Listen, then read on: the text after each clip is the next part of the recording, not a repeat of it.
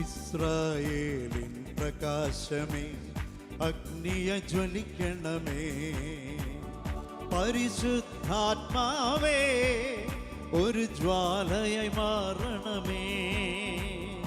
ഇസ്രായേലിൻ പ്രകാശമേ അഗ്നിയ ജ്വലിക്കണമേ. പരിശുദ്ധാത്മാവേ ഒരു ജ്വാലയായി മാറണമേ. എന്നിൽ കത്തിപ്പടരണമേ. മുള്ളുകളെല്ലാം ദഹിച്ചിടട്ടെ. കൃത്തിൽ വന്നു വസിച്ചിടണേ. കൃത്തിൽ വന്നു വസിച്ചിടണേ. കരമേർത്തി അടിക്കാമോ? ഓ അഗ്നി അഭിഷേകമേ, ഓ അഗ്നി അഭിഷേകമേ, കാറ്റായി വീശണമേ. തീ കാറ്റായി വീശണമേ, കാറ്റായി വീശണമേ.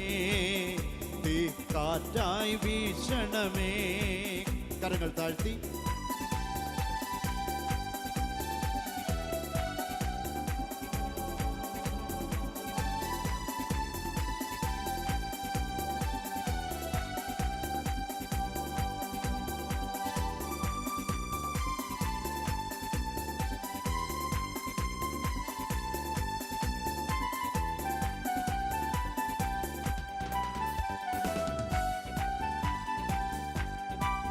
ശ്രീഹരിൽ നിറഞ്ഞ ആത്മാവേ എന്നിൽ നിറയണമേ. പരിശുദ്ധാത്മാവേ ഒരു ജ്വാലയായി മാറണമേ.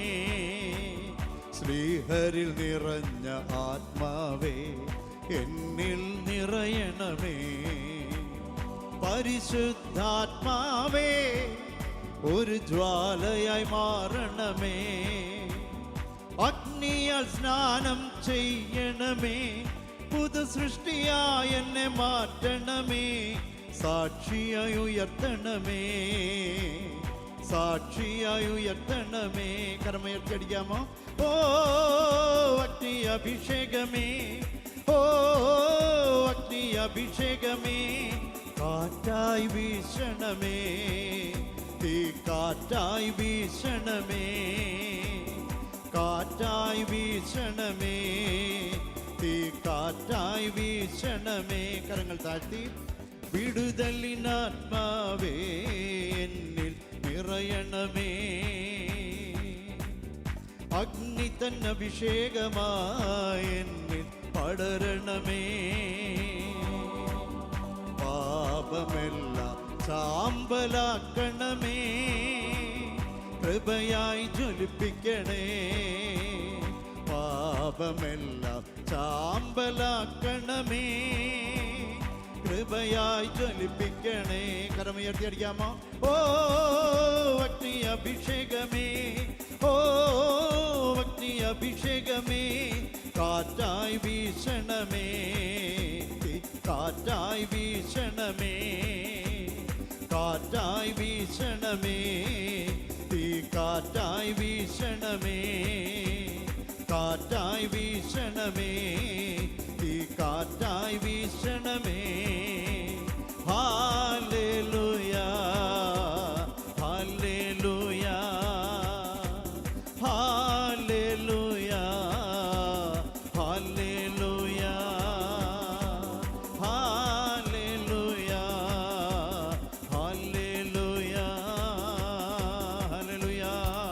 എല്ലാവരും ചേർന്ന് സർവ്വത്തെ സ്തുതിക്കുന്നു. ഹല്ലേലൂയ, ഹല്ലേലൂയ, ഹല്ലേലൂയ.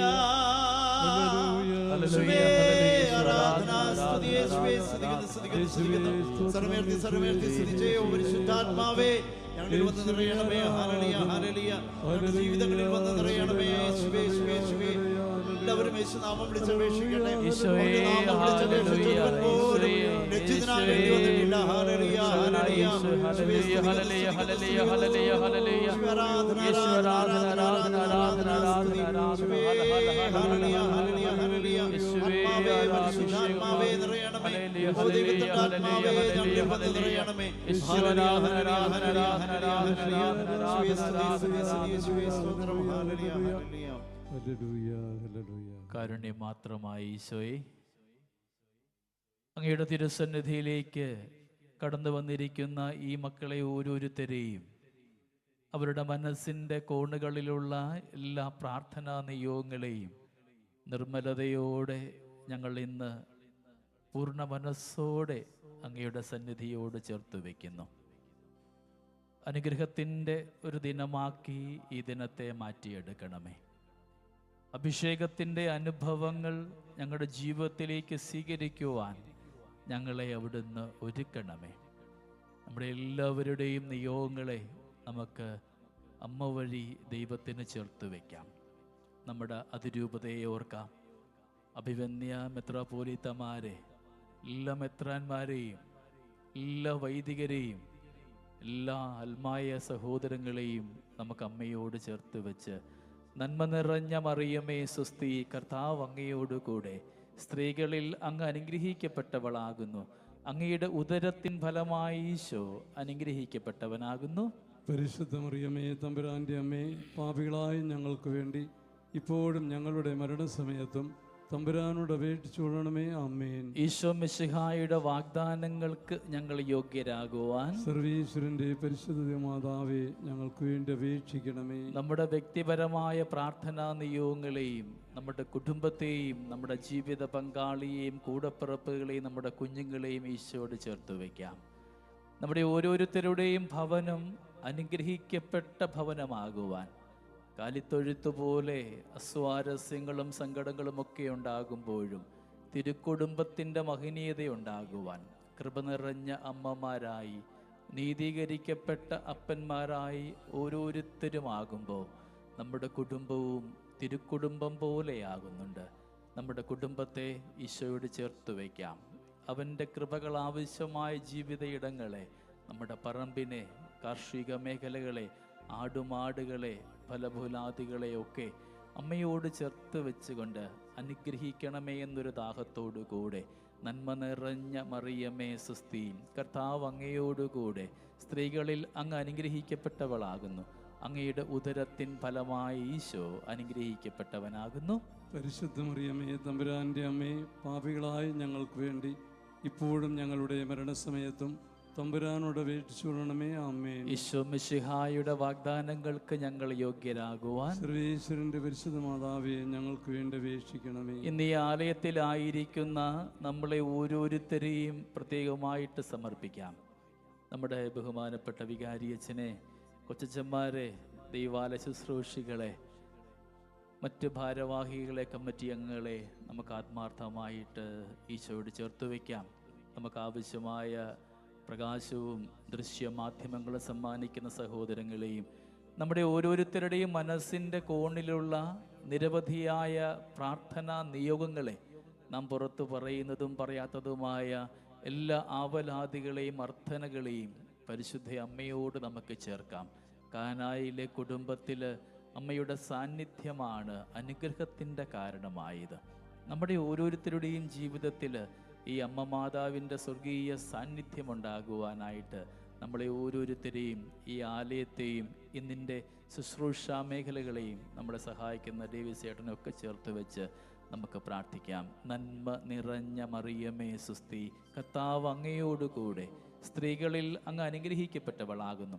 അങ്ങയുടെ ഉദരത്തിൻ ഫലമായ ഈശോ അനുഗ്രഹിക്കപ്പെട്ടവനാകുന്നു. പരിശുദ്ധ മറിയമേ തമ്പുരാൻ്റെ അമ്മേ, പാപികളായ ഞങ്ങൾക്ക് വേണ്ടി ഇപ്പോഴും ഞങ്ങളുടെ മരണസമയത്തും തമ്പുരാനോട് അപേക്ഷിച്ചുകൊള്ളണമേ. ആമേൻ. ഈശോ മിശിഹായുടെ വാഗ്ദാനങ്ങൾക്ക് ഞങ്ങൾ യോഗ്യരാകുവാൻ സർവേശ്വരന്റെ പരിശുദ്ധ മാതാവേ, ഞങ്ങൾക്ക് വേണ്ടി അപേക്ഷിക്കണമേ. കുരിശടയാളം വരയ്ക്കാം. വിശുദ്ധ കുരിശിൻ്റെ അടയാളത്താലെ ഞങ്ങളുടെ ശത്രുക്കളിൽ നിന്ന് ഞങ്ങളെ രക്ഷിക്കുക. ഞങ്ങളുടെ തമ്പുരാനെ, പിതാവിൻ്റെയും പുത്രൻ്റെയും പരിശുദ്ധാത്മാവിൻ്റെയും നാമത്തിൽ ആമേൻ. ഈശോ മിശിഹായ്ക്ക് സ്തുതിയായിരിക്കട്ടെ. ഇപ്പോഴും എപ്പോഴും സ്തുതി ഉണ്ടായിരിക്കട്ടെ. ഈശോ മിശിഹായ്ക്ക് സ്തുതിയായിരിക്കട്ടെ. ഇപ്പോഴും എപ്പോഴും സ്തുതി ഉണ്ടായിരിക്കട്ടെ. ഒന്ന് എഴുന്നേറ്റ് എല്ലാവരും, എന്നിട്ട് ഒരു സ്റ്റെപ്പ് കൂടെ ഒന്ന് കയറിയെന്നേ. കാരണം ഇന്നലേക്ക് ഒത്തിരി പേര് പുറകിൽ കസേരയില്ലാതിരിപ്പുണ്ടായിരുന്നു. മുമ്പിലോട്ടുള്ള കസേരകളൊന്ന് ഫില്ല് ചെയ്തിരുന്നേ. അപ്പം പുറകിൽ വരുന്നവർക്കത് ഇന്നലേക്ക് ആ ഡിസ്പ്ലേയുടെ പുറകിൽ ഒത്തിരി കസേരകൾ ബാക്കിയുണ്ടായിരുന്നു. ഓരോരുത്തർ മാക്സിമം കസേരകൾ ഒന്ന് ഫില്ല് ചെയ്തിരിക്കുകയാണെങ്കിൽ വരുന്ന ആൾക്കാർക്ക് അല്പം കൂടുതൽ സഹായമായിരിക്കുമെന്ന് ഓർമ്മിപ്പിക്കും. Praise the Lord. ഹല്ലേലൂയ. ഹല്ലേലൂയ. എങ്ങനെയുണ്ട്? സുഖമാണോ? എല്ലാവർക്കും സുഖമാണ്. നമ്മുടെ നിയോഗങ്ങളൊക്കെ ചെയ്തോ? ഇരുന്നോ? നമ്മുടെ നേർച്ചകളൊക്കെ നേറ്റിയോ? മറന്നുപോയോ? 3 അല്ലേ? 3 ഏതെങ്കിലും പറഞ്ഞു. ഒരു ജപമാല, അല്ലെങ്കിൽ ഒരു കുരിശിൻ്റെ വഴി, അല്ലെങ്കിൽ ഒരു നേരം. ഇന്നലത്തേതും ഇന്നത്തേതുമായിട്ട് നമ്മൾ ചെയ്തെന്ന് വിശ്വസിച്ചുകൊണ്ട് നമുക്ക് പോകാം. നമുക്ക് നാളെ 40-ാം വെള്ളിയാണ്. നാളെയാണ് നമുക്ക് വിശുദ്ധ കുംഭസാരത്തിൻ്റെ ദിനവും. ഇന്നിൻ്റെ നമ്മുടെ ധ്യാനങ്ങളൊക്കെ നല്ല കുംഭസാരത്തിന് വേണ്ടിയുള്ള ഒരുക്കങ്ങളാവണം. അനുതാപത്തോടു കൂടെ ആവണം നാം കുംഭസാരക്കൂട്ടിലേക്ക് എത്തേണ്ടത്. ചിലപ്പോഴൊക്കെ നമ്മുടെ ജീവിതത്തിൽ അനുതാപമില്ലാത്ത ഒരു കുംഭസാരമൊക്കെ ഉണ്ടായി കാണാം. ഇന്ന് നമ്മളിത് ധ്യാനിക്കുന്നു. നാളത്തെ 3 മണി മുതലുള്ള സമയത്ത് നാം ഒരുങ്ങി വന്ന് നിറഞ്ഞ മനസ്താപത്തോടുകൂടെ, നിറഞ്ഞ അനുതാപത്തോടുകൂടെ വിശുദ്ധിയുടെ ഒരു കുംഭസാരം നടത്തുവാനായിട്ട് തീരുമാനമെടുത്തിട്ടാവണം നാം ഇന്ന് ഈ ആലയം വിടേണ്ടത്. നമുക്കൊരുപാട് നാളത്തെ പരിചയമുണ്ട് കുംഭസാരത്തെക്കുറിച്ച്. ഓർമ്മ വെച്ച കാലം മുതൽ നമ്മൾ കുംഭസാരിക്കുന്നതുമൊക്കെയാണ്. എന്നാലും നാളത്തെ കുംഭസാരം 40-ാം വെള്ളി അനുഗ്രഹ ദിവസമാണ്. വിശുദ്ധ വാർത്തയിലേക്ക് കടക്കാൻ പോകുന്നു. ഈശോ മിശിഹായുടെ 40 ദിനരാത്രങ്ങളുടെ മരുഭൂമി അനുഭവവും, നോഹയുടെ പ്രളയങ്ങളും, മോശയുടെ സീനായ്മല അനുഭവവും ഒക്കെയാണ് ഈ 40 കൊണ്ട് ഉദ്ദേശിക്കുക. നാളെ കൊണ്ട് ആ നോമ്പിൻ്റെ ആദ്യ പകുതി കഴിയും. വലിയ നോമ്പുകൾ അവസാനിക്കുന്നു. വീണ്ടും കഷ്ടാനുഭവ വാരത്തിലേക്ക്, ഈശോ മിശിഹായുടെ പീഡാസഹന മരണ ഉത്ഥാനത്തിലേക്ക്, വിശുദ്ധ വാർത്തയിൽ നാം കടക്കുകയാണ്. 2-ാം പകുതിയിലേക്ക് കടക്കുന്നു. അല്ലെ, അവസാന വലിയ ദിനത്തേക്ക് കടക്കുമ്പോൾ നല്ല ഒരുക്കത്തോടു കൂടെ തുടങ്ങിയ നോമ്പിൻ്റെ ചൈതന്യമൊക്കെ എവിടെങ്കിലുമൊക്കെ ഒന്ന് പാളിപ്പോയിട്ടുണ്ടെങ്കിലും വീണ്ടും നവീകരിച്ചു കൊണ്ട് നമുക്കത് അനുഗ്രഹമാകേണ്ട ഒരു ദിവസമാക്കി മാറ്റാം. നമുക്ക് ധൂർത്തപുത്രൻ്റെ ഉപമയൊന്ന് വായിക്കാം. ലൂക്കയുടെ സുവിശേഷം 15-ാം അധ്യായത്തിൻ്റെ 11 മുതലുള്ള തിരുവചന ഭാഗം. ധൂർത്തപുത്രൻ്റെ ഉപമ. അവൻ പറഞ്ഞു, ഒരു മനുഷ്യന് 2 പുത്രന്മാരുണ്ടായിരുന്നു. ഇളയവൻ പിതാവിനോട് പറഞ്ഞു, പിതാവേ, സ്വത്തിൽ എൻ്റെ ഓഹരി എനിക്ക് തരിക. അവൻ സ്വത്ത് അവർക്കായിട്ട് ഭാഗിച്ചു. ഏറെ താമസിയാതെ ഇളയ മകൻ എല്ലാം ശേഖരിച്ചുകൊണ്ട് ദൂരദേശത്തേക്ക് പോയി. അവിടെ ധൂർത്തനായി ജീവിച്ച് സ്വത്ത് നശിപ്പിച്ചു കളഞ്ഞു. അവനെല്ലാം ചെലവഴിച്ചു കഴിഞ്ഞപ്പോൾ ആ ദേശത്ത് ഒരു കഠിന ക്ഷാമമുണ്ടാവുകയും അവൻ ഞെരുക്കത്തിലാവുകയും ചെയ്തു. അവൻ ആ ദേശത്തെ ഒരു പൗരന്റെ അടുത്ത് അഭയം തേടി. അയാൾ അവനെ പന്നികളെ മേയ്ക്കുവാൻ വയലിലേക്ക് അയച്ചു. പന്നി തിന്നിരുന്ന തവിട് കൊണ്ട് വിശപ്പ് വയറ് നിറയ്ക്കുവാൻ അവൻ ആശിച്ചു. പക്ഷേ ആരും അവന് കൊടുത്തില്ല. അപ്പോൾ അവന് സുബോധമുണ്ടായി. അവൻ പറഞ്ഞു, എൻ്റെ പിതാവിൻ്റെ എത്രയോ ദാസന്മാർ സുഭിക്ഷമായി ഭക്ഷണം കഴിക്കുന്നു, ഞാനോ ഇവിടെ വിശന്ന് മരിക്കുന്നു. അവൻ ഞാൻ എഴുന്നേറ്റ് എൻ്റെ പിതാവിൻ്റെ അടുക്കിലേക്ക് പോകും. ഞാൻ അവനോട് പറയും, പിതാവേ, സ്വർഗത്തിനെതിരായും നിന്റെ മുൻപിലും ഞാൻ പാപം ചെയ്തു. നിന്റെ പുത്രനെന്ന് വിളിക്കപ്പെടുവാൻ ഇനി ഞാൻ യോഗ്യനല്ല. നിന്റെ ദാസനിൽ ഒരുവനായി എന്നെ സ്വീകരിക്കണമേ. അവൻ എഴുന്നേറ്റ് പിതാവിൻ്റെ അടുത്തേക്ക് ചെന്നു. ദൂരെ വെച്ച് തന്നെ പിതാവ് അവനെ കണ്ടു. അവൻ മനസ്സലിഞ്ഞ് ഓടിച്ചെന്ന് അവനെ കെട്ടിപ്പിടിച്ച് ചുംബിച്ചു. മകൻ പറഞ്ഞു, പിതാവേ, സ്വർഗത്തിനെതിരായും നിന്റെ മുൻപിലും ഞാൻ പാപം ചെയ്തു. നിന്റെ പുത്രനെന്ന് വിളിക്കപ്പെടുവാൻ ഇനി ഞാൻ യോഗ്യനല്ല. പിതാവാകട്ടെ തൻ്റെ ദാസരോട് പറഞ്ഞു, ഉടനെ മേൽത്തരം വസ്ത്രം കൊണ്ടുവന്ന് ഇവനെ ധരിപ്പിക്കുവിൻ. ഇവന്റെ കയ്യിൽ മോതിരവും കാലിൽ ചെരുപ്പും അണിയിക്കുവിൻ. കൊഴുത്ത കാളക്കുട്ടിയെ കൊണ്ടുവന്ന് കൊല്ലുവിൻ. നമുക്ക് ഭക്ഷിച്ച് ആഹ്ലാദിക്കാം. എൻ്റെ ഈ മകൻ മൃതനായിരുന്നു, അവൻ ഇതാ വീണ്ടും ജീവിക്കുന്നു. അവൻ നഷ്ടപ്പെട്ടിരുന്നു, ഇപ്പോൾ വീണ്ടും കിട്ടിയിരിക്കുന്നു. അവർ ആഹ്ലാദിക്കുവാൻ തുടങ്ങി. നമ്മുടെ കർത്താവായ മിശിഹായ്ക്ക് സ്തുതി. നമുക്കൊരുപാട് പരിചയമുള്ള, ഒരുപാട് ഞായറാഴ്ചകളിൽ വ്യത്യസ്തമായി വ്യാഖ്യാനം കേട്ട ഒരു വചനഭാഗം. നമ്മൾ ഇന്നലെ പറഞ്ഞു, നോമ്പ് എന്ന് പറയുന്നത് ഒരു തിരിച്ചുവരവിൻ്റെ കാലഘട്ടമാണ്. നോമ്പ് ഒരു കണ്ടുമുട്ടലിൻ്റെ കാലഘട്ടമാണ്. നമ്മൾ ധ്യാനിച്ചത് ദൈവത്തോട് കൂടെ ആയിരുന്ന വ്യക്തികളെക്കുറിച്ചും അവർ എപ്രകാരം അനുഗ്രഹമായി എന്നുള്ളതുമൊക്കെയാണ്. അബ്രാഹം, യോബ്, നോഹ, മോശ, പരിശുദ്ധ അമ്മ മാതാവ്, യോന ദൈവത്തിൻ്റെ ഹിതം കേട്ട് പോകേണ്ടവനായിട്ടും സ്വന്തം നോട്ടം നോക്കി പോയപ്പോൾ സങ്കടമായതും നാം ധ്യാനിച്ചു. നോമ്പ് 2 തരമുണ്ടെന്ന് നമ്മൾ പറഞ്ഞു. പ്രായശ്ചിത്ത പ്രവർത്തികൾ ഓരോരുത്തരും വ്യക്തിപരമായിട്ട് ചെയ്യുന്നതും സഭ ഒന്നായി ചെയ്യുന്നതും. സഭ ഒന്നായി ചെയ്യുന്നതാണ് ഈ വലിയ നോമ്പുകളും ചെറിയ നോമ്പുകളുമൊക്കെ. ദൈവത്തോട് കൂടെ ആകാൻ യാക്കോബിൻ്റെ 4:8 നാം ധ്യാനിച്ചു. എന്ത് ചെയ്യാൻ പറ്റും? നമ്മൾ ധ്യാനിച്ചത് ആദ്യം ചെയ്യുന്ന പ്രവൃത്തികൾ ദൈവത്തിന് നിരക്കുന്നതാവണം. രണ്ടാമത് പ്രാർത്ഥന. സബദി പുത്രന്മാരെ ധ്യാനിച്ചു. ചിലപ്പോൾ നമ്മുടെ പ്രാർത്ഥനയ്ക്ക് ഉത്തരം കിട്ടാത്തത് നമ്മുടെ പ്രാർത്ഥന സ്വാർത്ഥമാകുന്നത് കൊണ്ടാവാം. ചിലപ്പോൾ നമ്മുടെ പ്രാർത്ഥനയുടെ അർത്ഥം നമുക്കറിയാൻ വയ്യാത്തത് കൊണ്ടാവാം. നാം കരുതിയ അർത്ഥമാവണമെന്നില്ല ദൈവത്തിൻ്റെ മനസ്സിലുള്ള ആ പ്രാർത്ഥനയുടെ യഥാർത്ഥമായ അർത്ഥം. നമ്മൾ അവസാനം അത് കൺക്ലൂഡ് ഇങ്ങനെയാണ്: എത്രമാത്രം സ്വാർത്ഥമാണെങ്കിലും, എത്രമാത്രം ബലഹീനമാണെങ്കിലും, എത്ര അർത്ഥമറിയാൻ വയ്യാത്തതാണെങ്കിലും, തമ്പുരാൻ്റെ സന്നിധിയിൽ ശിരസ് കുമ്പിട്ട് നിൽക്കുമ്പോൾ 1 പത്രോസ് 5:6 പറയുന്നത് പോലെ അവൻ തക്ക സമയത്ത് നമ്മളെ ഉയർത്തിക്കൊള്ളും. നമ്മൾ ഇന്ന് ധ്യാനിക്കുക എപ്രകാരമാണ് നമുക്ക് തമ്പുരാൻ്റെ സന്നിധിയിൽ മനസ്താപത്തോടുകൂടെ, അനുതാപത്തോടു കൂടെ നിൽക്കാൻ പറ്റുക എന്നുള്ളത്. ധൂർത്തപുത്രൻ്റെ ഉപമയിൽ അവൻ്റെ തിരിച്ചുവരവ് സുബോധമുണ്ടായപ്പോഴാണ്. നമ്മൾ വായിച്ചു, ധ്യാനിച്ചു. പക്ഷികൾക്കും മൃഗങ്ങൾ കൊടുക്കുന്നത് പോലും അവന് കിട്ടാതായ ഒരു അനുഭവം ഉണ്ടാവുന്നുണ്ട്. ഞാനൊരു ചോദ്യം ചോദിച്ചോട്ടെ. നിങ്ങളുടെയൊക്കെ അറിവിൽ, നമ്മുടെ ആ ധാരണയിൽ എന്തായിരുന്നു ധൂർത്തപുത്രൻ ചെയ്ത തെറ്റ്? തിയോളജിക്കൽ ഉത്തരവൊന്നും വേണ്ട, ദൈവശാസ്ത്രമൊന്നും വേണ്ട.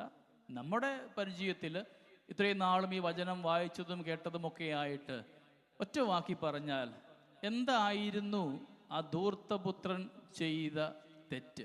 അവൻ്റെ പിശക് എവിടെയാണ്? അവൻ എവിടെയാണ് പിഴച്ചു പോയത്? ഫ്രണ്ട് ബെഞ്ചേഴ്സ്, ധൂർത്തപുത്രൻ്റെ തെറ്റ് എന്താ? അവൻ ചെയ്ത പാപം സുവിശേഷം പോലെ പറയുന്നു വേണ്ട, ഒരു ഒറ്റ വാക്കി പറഞ്ഞ കേൾക്കാൻ മേല. പിതാവിനെ അനുസരിച്ചില്ല. ചുരുടന്ന് ആഴത്തിൽ ധ്യാനിച്ച് ഒല്ലൂരുകാരുടെ തലയ്ക്കൊന്ന് പുകയട്ടെ. നമ്മൾ എപ്പോഴാണ് വീട്ടിൽ വീതം വെക്കുന്നത്? സാധാരണ കുടുംബത്തിൽ എപ്പോഴാണ് വീട്ടിലെ പറമ്പും ഒക്കെ ഒന്ന് വീതം വെച്ച് കൊടുക്കുക? മക്കൾ എപ്പോഴാണ് അത് അനുഭവിക്കുവാൻ യോഗ്യതയുണ്ടാവുക? സാധാരണ നമ്മുടെ കുടുംബത്തിൽ നമ്മൾ ഇന്നലെ പറഞ്ഞ അപ്പു കാക്കു അല്ലേ, അതിപുരാതന കത്തോലിക്ക കുടുംബം. നല്ല കുടുംബങ്ങളിലൊക്കെ അപ്പൻ എപ്പോഴാണോ മരിക്കുക അതിനുശേഷമാണ് അപ്പൻ്റെ സമ്പാദ്യങ്ങളൊക്കെ മക്കൾക്ക് വേണ്ടി പങ്കുവെച്ച് കൊടുക്കുക സാധാരണയായിട്ട്. ധൂർത്തപുത്രന്റെ തെറ്റ് എന്ന് പറയുന്നത് പുത്രത്വം നഷ്ടമാക്കി എന്നുള്ളതാണ്. പുത്രനെന്ന ഭാവങ്ങൾ അവൻ മാറ്റുകയാണ്. മനസ്സുകൊണ്ട് അവൻ്റെ അപ്പൻ മരിച്ചു, അതാണ് അവൻ്റെ തെറ്റ്. അതിൻ്റെ ഭാഗമാണ് ബാക്കിയൊക്കെ. എപ്പോഴാണോ എനിക്ക് മനസ്സിലൊരു വിഘടനമുണ്ടായത്, സ്നേഹത്തിന് രാഹിത്യമുണ്ടായത്, സ്നേഹത്തിന് വിള്ളലുണ്ടായത്, അവിടെ അപ്പൻ മരിക്കുകയാണ്. അതുകൊണ്ടാണ് അവൻ ചോദിക്കുന്നത്, എനിക്ക് എൻ്റെ പങ്ക് തരിക എന്ന്. ജീവിച്ചിരിക്കെ അപ്പനെ മനസ്സുകൊണ്ട് കൊന്നത് കൊണ്ടാണ് അവൻ പുത്രത്വം നഷ്ടമാക്കിയത്. നമ്മുടെയൊക്കെ ചില കുടുംബങ്ങളിലും അപ്രകാരമാവുന്നില്ലേ? അപ്പൻ ജീവിച്ചിരിക്കെ അപ്പനെ മരണതുല്യമാക്കുന്ന, മാതാപിതാക്കളെ മരണത്തുലിലാക്കുന്ന ചിലരെങ്കിലുമൊക്കെ ഉണ്ടാവാം നമ്മുടെ ചുറ്റുവട്ടങ്ങളിൽ. ധൂർത്തപുത്രൻ്റെ അതേ അവസ്ഥയായിരിക്കും. അവൻ ആഗ്രഹിക്കുന്നുണ്ട് പന്നിക്ക് കൊടുക്കുന്ന തവിടെങ്കിലും കിട്ടിയിരുന്നെങ്കിലെന്ന്. അത് കിട്ടിയായിരുന്നോ? ബൈബിളിൽ പറയുന്നുണ്ട്. കിട്ടിയോ? അതും കിട്ടിയില്ല. അത് നന്നായി എന്നാണ് തൊട്ടടുത്ത വചനം പറയാൻ പോവുക. അവൻ ആഗ്രഹിച്ചത് തവിടെങ്കിലും കഴിക്കുവാൻ അവൻ ആഗ്രഹിച്ചു കൊണ്ട് പോയപ്പോൾ അത് കിട്ടിയില്ല എന്ന് തന്നെയാണ് വചനം സാക്ഷ്യപ്പെടുത്തുക. അത് നന്നായി എന്ന് അടുത്ത വചനം പറയും. എന്താ അടുത്ത വചനം? അപ്പോൾ അവന് സുബോധമുണ്ടായി. ചില ഇല്ലായ്മകൾ നമ്മുടെ കൂടെ ഉണ്ടാകുമ്പോഴാണ് നമുക്ക് സുബോധമുണ്ടാവുക. സുബോധത്തെക്കുറിച്ച് വെളിപാടിൻ്റെ പുസ്തകം പറയുന്നുണ്ട്. വെളിപാട് 3:15 ആരാണ് സുബോധമില്ലാത്തവൻ? അവൻ്റെ പേരാണ് മന്നോഷ്ണൻ. അത്ര ചൂടും അത്ര തണുപ്പുമില്ലാത്ത ലുക്കുവ മന്നോഷ്ണനായിട്ട് മാറുകയാണ്. വീണ്ടും വെളിപാടിൻ്റെ പുസ്തകം 3:17 പറയുന്നുണ്ട്, ആരാണ് ഈ മന്നോഷ്ണൻ? അവൻ എന്തൊക്കെയാണ് സംഭവിക്കാൻ പോവുക? അവൻ ആരൊക്കെയായിരിക്കും? അവൻ നികൃഷ്ടനാണ്, ദയനീയനാണ്, ദരിദ്രനാണ്. വെളിപാടിൻ്റെ പുസ്തകം 3:17 പറയുന്നുണ്ട്, എന്തെന്നാൽ ഞാൻ ധനവാനാണ്, എനിക്ക് സമ്പത്തുണ്ട്, ഒന്നിനും കുറവില്ല എന്നൊക്കെ അവൻ പറയുമായിരിക്കും. യഥാർത്ഥത്തിൽ അവൻ ആരാണ്? എന്നാൽ അവൻ നികൃഷ്ടനാണ്, ദയനീയനാണ്, ദരിദ്രനാണ്, അന്ധനും നഗ്നനുമാണെന്ന് അവൻ അറിയുന്നില്ല. സുബോധമില്ലാത്തവൻ നികൃഷ്ടനായിട്ട് മാറുകയാണ്. അവൻ ദരിദ്രനായിട്ട് പോകുന്നുണ്ട്. അവൻ അന്ധനാണ്. അവൻ്റെ കാഴ്ചപ്പാടൊക്കെ ഇങ്ങനെ മുങ്ങിക്കിടക്കുക. കണ്ണുനീരിൻ്റെ മൂടുപടലം അണിഞ്ഞുകൊണ്ട് അവൻ യഥാർത്ഥമായ കാഴ്ച കാണാതെ ഉൾക്കാഴ്ച നഷ്ടപ്പെട്ടുകൊണ്ട് ഉൾക്കാഴ്ചയ്ക്ക് തുറവിയില്ലാതെ അവൻ നഗ്നനും ദരിദ്രനും അന്ധനുമൊക്കെ ആയിട്ട് മാറുന്നുണ്ട്. സുബോധമില്ലാത്ത വ്യക്തികൾക്ക്, ജീവിതങ്ങൾക്ക് ഇതൊക്കെയാണ് സംഭവിക്കുക. ധൂർത്തപുത്രൻ അവൻ്റെ എല്ലാ സൗഭാഗ്യങ്ങളും നഷ്ടമായത് തിരിച്ചറിഞ്ഞത് അവന് ദാരിദ്ര്യമുണ്ടായപ്പോഴാണ്. സമ്പാദ്യമുള്ളപ്പോൾ എല്ലാം കൂടെ ഉണ്ടായത്, സൗഹൃദങ്ങൾ, സൗഭാഗ്യങ്ങൾ, അവൻ്റെ സ്വപ്നങ്ങളൊക്കെ സാധൂകരിക്കാൻ സാധ്യമായി. നമ്മുടെ ജീവിതത്തിൽ ഒരു മരുഭൂമി അനുഭവം ഉണ്ടാവാം, ഒരു വരൾച്ചയുണ്ടാവാം. എല്ലാം ഉണ്ടായിട്ടും ചുറ്റുവട്ടത്തുണ്ടായിട്ടും അത് അനുഭവിക്കാൻ പറ്റാതെ പോകുന്ന ജീവിത സാഹചര്യങ്ങളുമൊക്കെ ഉണ്ടാവാം. ധൂർത്തപുത്രന് സുബോധമുണ്ടായതുപോലെ നമുക്ക് സുബോധം നഷ്ടമായത് കൊണ്ടാണ് പലപ്പോഴും കണ്ണുനീര് പര്യവസാനിയായിട്ടത് മാറ്റപ്പെട്ടത്. നമുക്ക് ധ്യാനിക്കേണ്ടത്, എനിക്കും ഉണ്ടായിരുന്ന ഇതുപോലെയുള്ള ജീവിത അനുഭവങ്ങൾ, സുബോധം സ്വീകരിക്കേണ്ട ഒരുപാട് അനുഭവങ്ങൾ ഉണ്ടായിട്ടും അവിടെ ഞാനിങ്ങനെ എൻ്റെതായ ചിന്താഗതിയിൽ മാറിപ്പോയത് കൊണ്ടാണ് ഈശ്വര കരുണ എൻ്റെ കൂടെ ഉണ്ടാവാതെ ഞാൻ നഷ്ടമാക്കി കളഞ്ഞത്. സുബോധമുണ്ടാകുവാനുള്ള ഒരു പ്രാർത്ഥന നമുക്കുണ്ടാവണം. എന്താണ് സുബോധം? ഞാൻ പാപിയാണെന്ന ബോധമാണ്. I M A Sinner. ഞാൻ പാപിയാണെന്ന ബോധമാണ് അവിടെ ഈ ധൂർത്തപുത്രനുണ്ടാവുക. നമ്മളിൽ പലർക്കും ഇല്ലാത്തതും ഈ ആധുനിക തലമുറയിൽ ഇല്ലാത്തതുമായൊരു കുറവാണ് പാപബോധം. ചെയ്യുന്നത് എല്ലാവരും ചെയ്യുന്നത് കൊണ്ട് അത് സാധാരണ ഉള്ളതുപോലെയാണെന്ന് കരുതിക്കൊണ്ട് പാപത്തെ ലഘൂകരിക്കുവാനുള്ള ഒരു പ്രവണതയുണ്ട് ഈ ആധുനിക തലമുറയിൽ. ചെറുതും വലുതുമായ പാപങ്ങളൊക്കെ സാധാരണത്വത്തെ പോലെ മാറ്റിവെച്ച് കൊടുത്തുകൊണ്ട് ഒരു പാപമല്ല എന്ന തോന്നലിൽ ചെയ്യുന്ന നമ്മൾ ആരെങ്കിലുമൊക്കെ ഉണ്ടെങ്കിൽ നാളത്തെ കുമ്പസാരത്തിൽ എടുത്തു പറഞ്ഞ് ഏറ്റുപറഞ്ഞ് അനുതാപത്തോടുകൂടെ നമുക്ക് ദൈവത്തിൻ്റെ കൃപ യാചിക്കണം. ഇത് ഏറ്റുപറച്ചിലിൻ്റെ കൂദാശയാണ്. കുമ്പസാരമെന്ന് പറയുന്നത് ഒരു ഏറ്റുപറച്ചിലിൻ്റെ കൂദാശയാണ്. അതിനാദ്യം വേണ്ടത് അനുതാപമാണ്. അനുതപിക്കുന്ന പാപിക്ക് മാത്രമാണ് അനുഗ്രഹമുണ്ടാവുകയുള്ളൂ. നീ അനുതാപത്തോടുകൂടെ തമ്പുരാൻ സന്നിധിയിൽ ഇരിക്കുമ്പോൾ നിന്നെ അനുഗ്രഹിച്ചുയർത്തുന്ന ഒരു കർത്താവുണ്ട്. നിനക്ക് നാണക്കേടുണ്ടായിരിക്കാം, തലകുനിച്ചിരിക്കുകയായിരിക്കാം, ഒരുപാട് പാളിച്ചയും ഉണ്ടാകുമ്പോഴും നീ അനുതാപത്തോടുകൂടെയാണ് തമ്പുരാന്റെ സന്നിധിയിൽ ആയിരിക്കുന്നതെങ്കിൽ നിന്നെ പിടിച്ചുയർത്തി അനുഗ്രഹിക്കുവാൻ ത്രാണിയുള്ള ഒരു കർത്താവാണ് നമ്മുടെ കർത്താവ്. അതിനു വേണ്ടത് ഒരു ഹൃദയം നുറുങ്ങല. അനുതാപികൾക്കുണ്ടാവേണ്ട പുണ്യമാണ് നുറുങ്ങിയ ഹൃദയത്തോടുകൂടെ പ്രാർത്ഥിക്കുവാൻ. നാം വായിക്കുന്നുണ്ട് സങ്കീർത്തനത്തിൻ്റെ 34:18, ഹൃദയം നുറുങ്ങിയവർക്ക് കർത്താവ് സമീപസ്ഥനാണ്. നമ്മുടെ ജീവിതത്തിൽ നുറുങ്ങിയ ഹൃദയവും മനോഭാവവും ഒക്കെയായി നാം ആയിരിക്കുമ്പോൾ നമ്മളെ കാണുന്ന ഒരു ദൈവം, ഇന്നലെ ധ്യാനിച്ചു 139 സാംസ്, എന്നെ കാണുന്ന ഒരു ദൈവമുണ്ട്. ഇന്ന് വായിക്കുന്നു 34, എൻ്റെ ഹൃദയം നുറുങ്ങുമ്പോൾ എന്നെ കാണുന്ന ഒരു കർത്താവുണ്ട്. നിന്റെ ഉള്ളതും ഇല്ലായ്മകളുമൊക്കെ തിരിച്ചറിഞ്ഞുകൊണ്ട് നിന്നെ സ്നേഹത്തോടുകൂടെ പരിപാലിക്കുവാൻ, നിന്റെ മനോഭാവം മനസ്സിലാക്കുന്ന, നീ എന്തുകൊണ്ട് അങ്ങനെ ആയിപ്പോയി എന്ന് തിരിച്ചറിയുന്ന ഒരു കർത്താവ് നമ്മളെ അനുഗ്രഹിക്കാൻ വേണ്ടിയിട്ട് കാത്തിരിപ്പുണ്ട്. നാം ചെയ്യേണ്ടത് അനുതാപത്തിൻ്റെ മനോഭാവവുമായിട്ട് ദൈവത്തോട് കൂടെ ആവണമെന്നാണ്. നമുക്ക് എവിടെങ്കിലുമൊക്കെ അനുതാപം ഉണ്ടാകുന്നുണ്ടെങ്കിൽ അതൊക്കെ അനുഗ്രഹമാണ്. അനുതപിക്കാത്ത കുമ്പസാരങ്ങൾ നാമൊക്കെ ചെയ്തിട്ടുണ്ടാവാം. എവിടെങ്കിലുമൊക്കെ ഇന്നും അനുതപിക്കാത്ത പാപങ്ങളുണ്ടെങ്കിൽ നാളത്തെ ദിവസം തിരുത്തുവാനുള്ള ഒരു ദിവസമാക്കി മാറ്റണം. സങ്കീർത്തകൻ പറയുന്നു, നുറുങ്ങിയ ഹൃദയമുള്ളവർക്ക് കർത്താവ് സമീപസ്ഥനാണ്.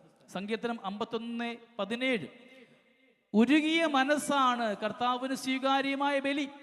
നീ എന്തെല്ലാം കാണിച്ചു കൂട്ടിയാലും, സ്വർണ്ണ കൊടിമരം കൊടുത്താലും വെള്ളി പൂശി കൊടുത്താലും, നിന്റെ മനസ്സിൽ ഒരു ഉരുക്കമില്ലെങ്കിൽ, അഗ്നിനാവ് പോലെ ആത്മാവ് കടന്നു വരുമ്പോൾ തപിക്കപ്പെടേണ്ട ചിന്താഗതികളെയും മനോഭാവങ്ങളെയും ഒക്കെ ഒന്ന് ഭസ്മമാക്കി പോകാതെ നീ എവിടെല്ലാം ആയാലും കർത്താവിന് നിന്റെ ജീവിതം സ്വീകാര്യമാവുകയില്ല.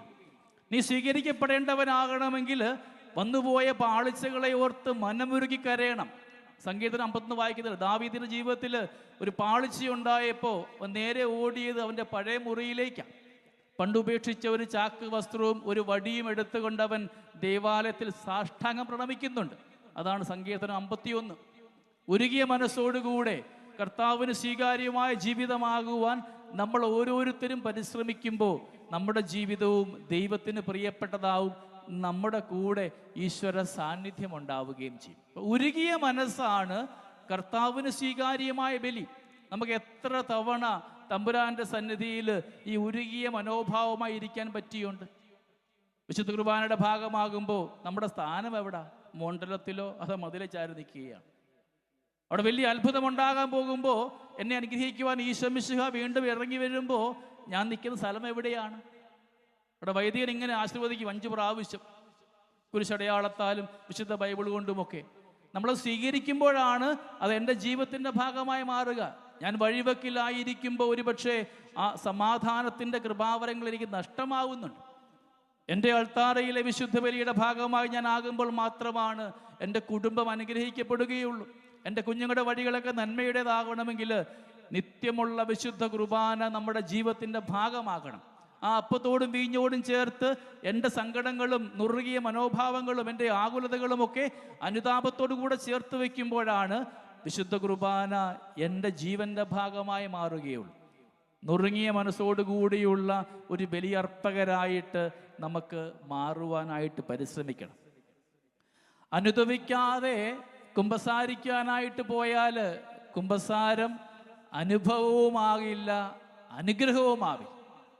അനുതപിക്കണം. അനുതപിക്കാതെ കുമ്പസാരിക്കാൻ പോയാൽ, കുമ്പസാരക്കൂടിനെ അണഞ്ഞാൽ, കൃപയുടെ കവാടത്തിലേക്ക്, കരുണയുടെ കവാടത്തിലേക്ക് പോവുകയാണെങ്കിൽ അനുതാപമില്ലാത്ത ഇടങ്ങളിൽ അത് അനുഭവവുമാകില്ല, അനുഗ്രഹവുമാവില്ല. വിശുദ്ധ കുമ്പസാരം ഒരു അനുഭവമാവണം, ഒരു അനുഗ്രഹമായിട്ട് മാറണം. ഒറ്റ ഉപാധിയേ ഉള്ളൂ, അതാണ് അനുതാപം. അനുതപിക്കുന്ന പാപിയെ പിടിച്ചുയർത്തുന്ന ദൈവം നമ്മുടെ കൂടെയുണ്ട്. നമ്മുടെ ജീവിതത്തിൽ ഇനിയും എവിടെങ്കിലുമൊക്കെ അനുതപിക്കാത്ത പാപങ്ങൾ അവശേഷിക്കുന്നുണ്ടെങ്കിൽ, ഏറ്റുപറയാത്ത പാപങ്ങളുണ്ടെങ്കിൽ നമുക്ക് ആത്മാർത്ഥമായി ദൈവത്തോട് പ്രാർത്ഥിക്കാം. ചിലപ്പോൾ നമ്മുടെ കുമ്പസാരം എങ്ങനെയാണ്? നമ്മൾ പള്ളിയിലേക്ക് ഓടി വരും, അച്ഛൻ ഇരിപ്പുണ്ട്, ഓടിപ്പോയി കുമ്പസാരിക്കും. അങ്ങനെ കുമ്പസാരിക്കരുത്. അതിൻ്റെ പേരാണ് ചടങ്ങ് കുമ്പസാരം. പള്ളി വന്നു, അച്ഛനോട് ഇരിപ്പുണ്ട്, ഓടിപ്പോയി കുമ്പസാരിക്കുന്നു. നോ.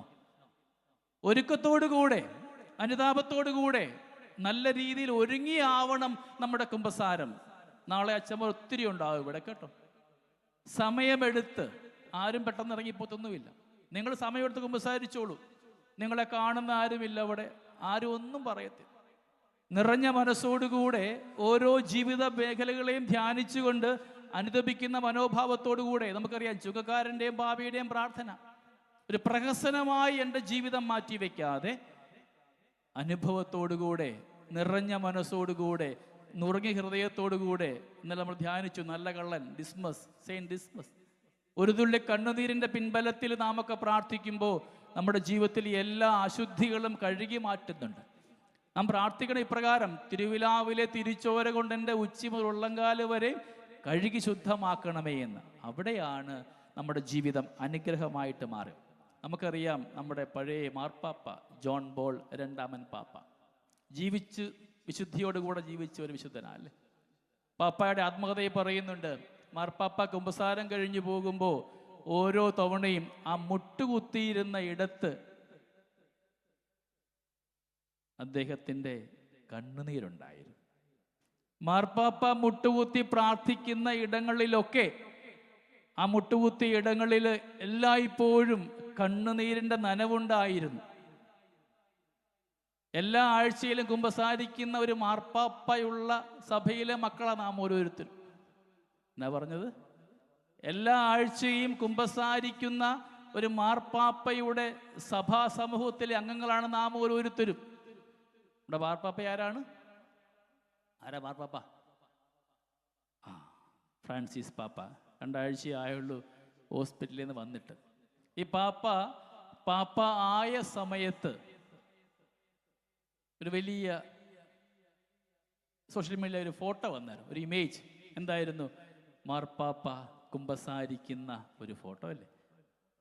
ഞങ്ങളത് ഞങ്ങളൊക്കെ ഉള്ളപ്പോഴാണ് ആ ഫോട്ടോ. പെട്ടെന്ന് പാപ്പ നടന്നിങ്ങനെ വരുന്നു, അവിടെ പാപ്പ കുമ്പസാരിക്കും. മാർപ്പാപ്പ മുട്ടുകുത്തി കുമ്പസാരിക്കുന്ന ഒരു ഫോട്ടോ സാമൂഹ്യ മാധ്യമങ്ങളിൽ ഒരുപാട് വൈറലായ ഫോട്ടോയാണ്.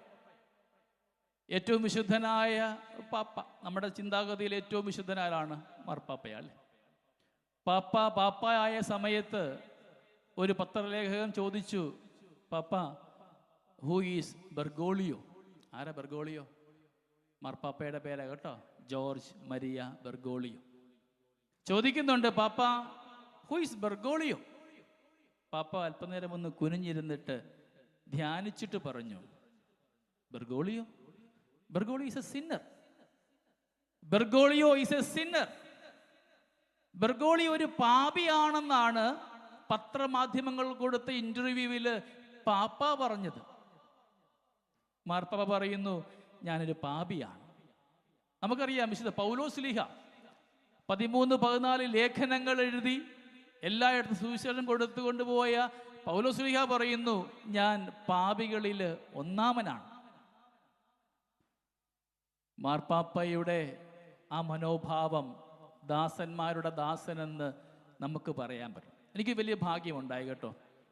5 പ്രാവശ്യം ഈ മാർപ്പാപ്പയെ കണ്ട് മാർപ്പാപ്പയുടെ കൂടെ വിശുദ്ധ കുർബാന അർപ്പിക്കുവാനായിട്ടൊരു ഭാഗ്യമുണ്ട്. സാധാരണ യേശുക്കാർ പോകുമ്പോൾ പാപ്പ ഇങ്ങനെ കെട്ടിപ്പിടിക്കത്തേ ഉള്ളൂ. ഉമ്മ കൊടുത്ത ഒരച്ഛനെന്ന് ഞാൻ മാത്രമെന്നാണ് ഇറ്റലിക്കാർ പറയുന്നത്. ഞാനും നോക്കിയിട്ട് വേറെ ഫോട്ടോ ചെയ്ത് ഉമ്മ കൊടുക്കുന്നുണ്ട്. നമ്മുടെ പിതാക്കന്മാരൊക്കെ പോകുന്നതല്ലേ, കെട്ടിപ്പിടിക്കാറുണ്ട് പാപ്പ ഉമ്മ കൊടുത്ത് 2 കവിളിലും അപ്പുറയും ഇപ്പുറയും ഒരു ഉമ്മ മേടിക്കാനുള്ള ഭാഗ്യം എനിക്കുണ്ടായി. പാപ്പയുടെ കൂടെ കുർബാന ചെല്ലാനായിട്ട് പറ്റിയിട്ടുണ്ട്. നമ്മുടെയൊക്കെ ജീവിതത്തിൽ ദൈവം നൽകുന്ന ചില അസുലഭമായ സൗഭാഗ്യങ്ങളുണ്ട്. നമ്മുടെ കുറവിലേക്ക് നോക്കാതെ, നമ്മുടെ ബലഹീനതയിലേക്ക് നോക്കാതെ, നമ്മുടെ പാപങ്ങളിലേക്ക് നോക്കാതെ നമ്മളെ വിശുദ്ധീകരിക്കുവാൻ മനസ്സുള്ള ഒരു ദൈവം. നമുക്ക് വേണ്ടത് അനുതാപത്തിൻ്റെ മനോഭാവമാണ്. മാർപ്പാപ്പ പോലും പറയുന്നു, ഞാൻ സിന്നർ, ഞാൻ പാപിയാണ്. പൗലോസ് പറയുന്നു, ഞാൻ പാപികളിൽ ഒന്നാമനാണ്. പത്രോസ് അറിയാമല്ലോ അല്ലേ, ഏറ്റവും ആദ്യം ഈശോയുമായുള്ള മുഖാമുഖ സന്ദർശനത്തിൽ മീൻ പിടിക്കാൻ പോകുന്നു, മത്സ്യം കിട്ടുന്നില്ല. മീൻ കിട്ടുന്ന ഉടനെ എന്താ പറയുന്നത്? ഞാൻ നഗ്നനാണ്, ഞാൻ പാപിയാണ്, നീ എൻ്റെ അടുത്തേക്ക് വരരുത്. അവന് കടലിലേക്ക് ചാടുക, പുറം കുപ്പായം കളഞ്ഞിട്ട്. ഓരോ വിശുദ്ധരുടെയും ജീവിതം നമുക്ക് എടുക്കുമ്പോൾ അറിയാം, ഓരോ വിശുദ്ധരും അനുദിനം കുമ്പസാരിച്ചിരുന്നവരാ. അവരുടെ ജീവിതത്തിലെ പാപമേഖലകളെയൊക്കെ അനുദിനം വിശുദ്ധമായ കൂദാശയോട് ചേർത്ത് വെച്ചിട്ടാണ് ഈ എല്ലാ വിശുദ്ധരും വിശുദ്ധിയുടെ പടവുകളിലേക്ക് ചവിട്ടിക്കയറിയത്. നമുക്കറിയാം, സെന്റ് അഗസ്റ്റിൻ കാണാം, ഏറ്റവും വലിയ പാപിയാണ്. ഇന്ന് അൾത്താര വണക്കത്തിന് എടുക്കുന്നുണ്ടെങ്കിൽ മോനിക്കാമ്മയുടെ അനുതാപത്തിൻ്റെ കണ്ണുനീരിൻ്റെ പ്രാർത്ഥന ഈ മകൻ്റെ മനസ്സിൽ അനുതാപമായതുകൊണ്ടാണ് മോനിക്കാമ്മ കാരണം സെൻ്റ് അഗസ്റ്റിൻ അൾത്താരയിൽ എടുക്കപ്പെട്ടത്. എല്ലാവരും ഇങ്ങനെ പാപികളാണെന്ന് പറയുമ്പോൾ നമ്മൾ ധ്യാനിക്കേണ്ടത് നമ്മളെ തന്നെയാണ്. ഈ ആധുനികതയിൽ നാം ജീവിക്കുമ്പോൾ നാം കാണുന്നിടത്ത് പാപം, നാം കേൾക്കുന്നിടത്ത് പാപം, നമ്മുടെ വിരൽത്തുമ്പിൽ പാപമായിരിക്കുമ്പോൾ നമ്മുടെ കുമ്പസാരങ്ങൾ എങ്ങനെയാണ്? എത്രമാത്രം ഒരുക്കത്തോടു കൂടിയാണ് നാം ഒക്കെ കുമ്പസാരിക്കുന്നത്? നമ്മുടെ കുമ്പസാരം ഓർത്ത് നോക്കിക്കേ. 5, 6 ദിവസങ്ങളും ആഴ്ചകളും മാസങ്ങളും വർഷങ്ങളും ഒക്കെ ആയിട്ടും നാം കുമ്പസാര കൂട്ടിലേക്ക് വരുമ്പോൾ നമുക്ക് പാപങ്ങളൊന്നുമില്ല, ഒരു പാപവുമില്ല. ചില കൂട്ടരുണ്ട്, ആദ്യ കുർബാന പഠിപ്പിച്ചപ്പോൾ സിസ്റ്റേഴ്സ് പഠിച്ച അല്ലേ, ബഹുമാനം നമ്മുടെ അമ്മമാർ പഠിച്ച പ്രാർത്ഥനയുണ്ട്. കുറേ ചെറിയ ചെറിയ ഞാൻ കള്ളം പറഞ്ഞു തെറ്റിയതാണ്. ആദ്യ കുർബാനയ്ക്ക് പഠിച്ച കുറേ കാണാതെ പഠിച്ച പാപങ്ങൾ അമ്മമാർ പഠിപ്പിച്ചതാ, നമ്മളെ സിസ്റ്റേഴ്സ് പഠിപ്പിച്ചതാ. നമ്മുടെ കുമ്പസാരങ്ങളൊക്കെ എങ്ങനെയാ? അല്ലെ, ആദ്യം പറഞ്ഞതുപോലെ അച്ഛൻ ഇരിക്കുന്നത് കണ്ടുകൊണ്ട് ഒന്ന് കുമ്പസാരിക്കാൻ പോകുന്നു. വേറെ ചില കൂട്ടരുണ്ട്, കുമ്പസാരിക്കാനായിട്ട് അങ്ങോട്ട് വരും. മോനെടാ പാവം വല്ലതും ഉണ്ടോ? ഒന്നുമില്ല അച്ഛൻ, കുഴപ്പമില്ല. എത്ര ആളെ കുമ്പസാരിച്ചിട്ട്? 8 വർഷമായി അച്ഛാ. പാവമൊന്നുമില്ല, ഒന്നുമില്ല. അച്ഛനാണ് സുഖമാണോ? അച്ഛൻ വീടെവിടാ? നാടെവിടെ അച്ഛൻ്റെ? എനിക്ക് പാപമൊന്നുമില്ലേ? ഒരു പാപവും ഇല്ല. ഈ ഊറാറെ അങ്ങോട്ട് ഊരി അവനിട്ട് കൊടുത്തിട്ട് മുട്ടു നമുക്ക് തോന്നിപ്പോവും അല്ലേ? നമ്മുടെ ഊറാറെ എടുത്ത് കൊടുക്കാൻ തോന്നി, നീ ഇട്, എന്നെ ഒന്ന് അനുഗ്രഹിക്കാൻ പറയാൻ തോന്നി ചിലരുടെ കുംസാരം കേൾക്കുമ്പോൾ. വേറെ ഒരു കൂട്ടരുണ്ട് കേട്ടോ, അവർക്ക് പാപങ്ങളൊന്നുമില്ല. അമ്മ പറയും ആ മരുമക്കളുടെ പാപം. എൻ്റെ പൊന്നച്ചോ, ഒരു മരുമോളുണ്ട് വീട്ടിൽ, അങ്ങോട്ടും ഇങ്ങോട്ടും ഇങ്ങോട്ടും. എൻ്റെ പൊന്നച്ച, ഒരു അമ്മായിയും എൻ്റെ വീട്ടിലുണ്ട്. നമ്മുടെ സഹോദരി സ്വന്തം പാപങ്ങൾ പറ. അവർക്ക് പറയാനുള്ളത് കെട്ടിയോൻ, എൻ്റെ അച്ഛൻ കുടിയോട് കൂടിയ ആ മനുഷ്യൻ. സ്വന്തം പാപങ്ങള് പറയേണ്ട ഇടമാണ് കുമ്പസാരക്കൂട്.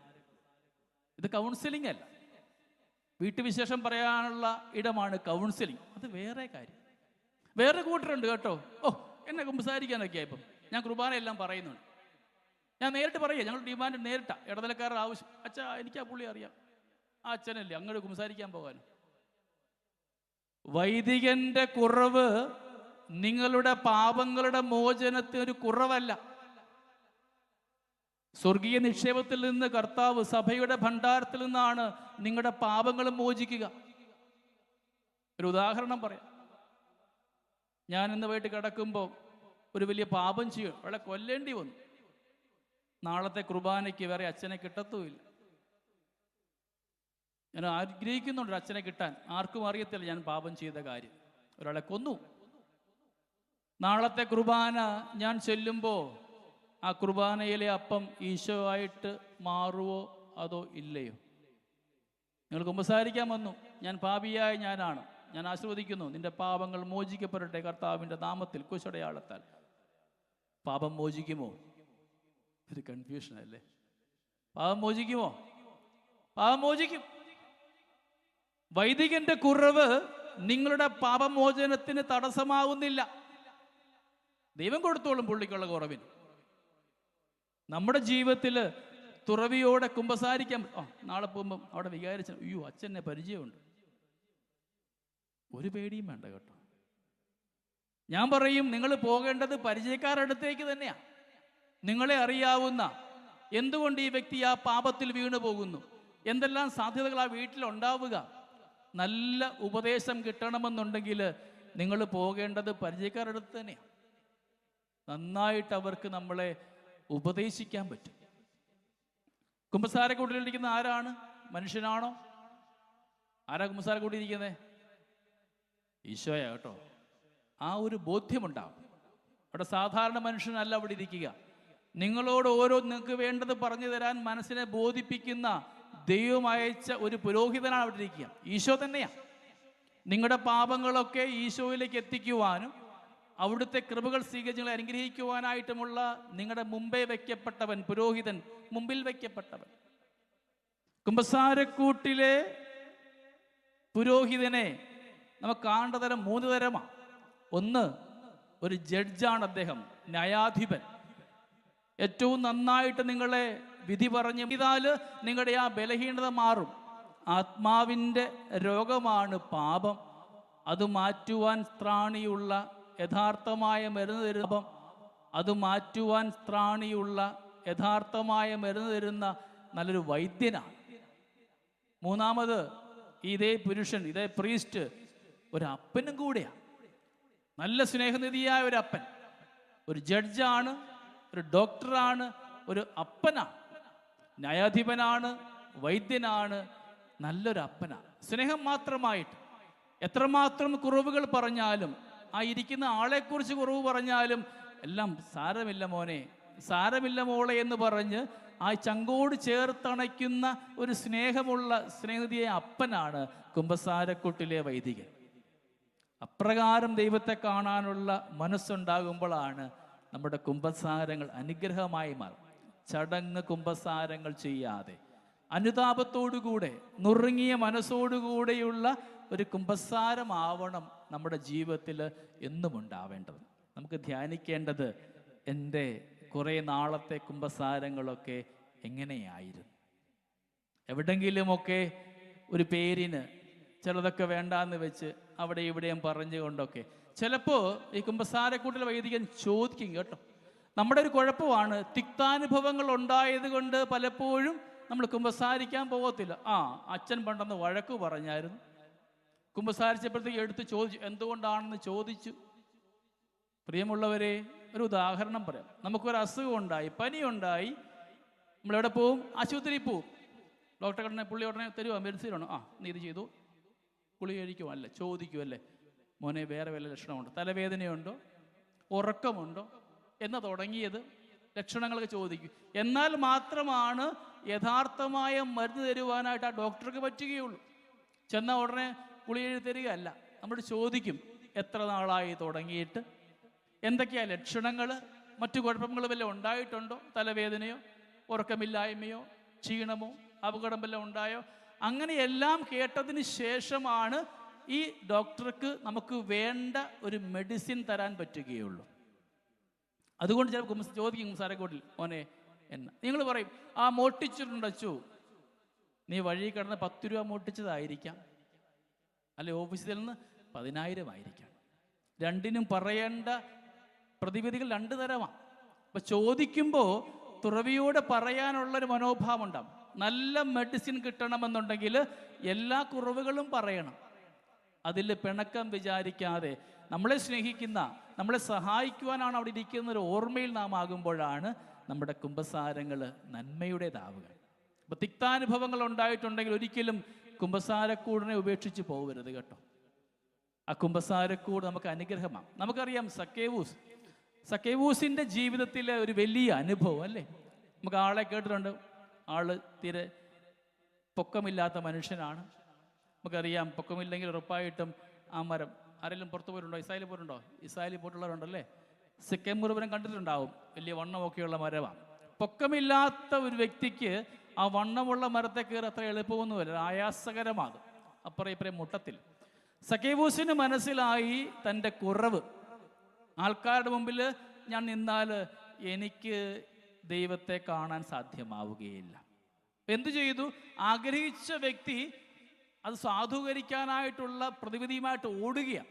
എൻ്റെ കുറവാണ് പൊക്കമില്ലായ്മ എന്നുള്ളത്. എന്തു ചെയ്യണം? ഞാൻ പൊക്കമുണ്ടാക്കണം. മരത്തെ കയറി നിൽക്കുന്നു.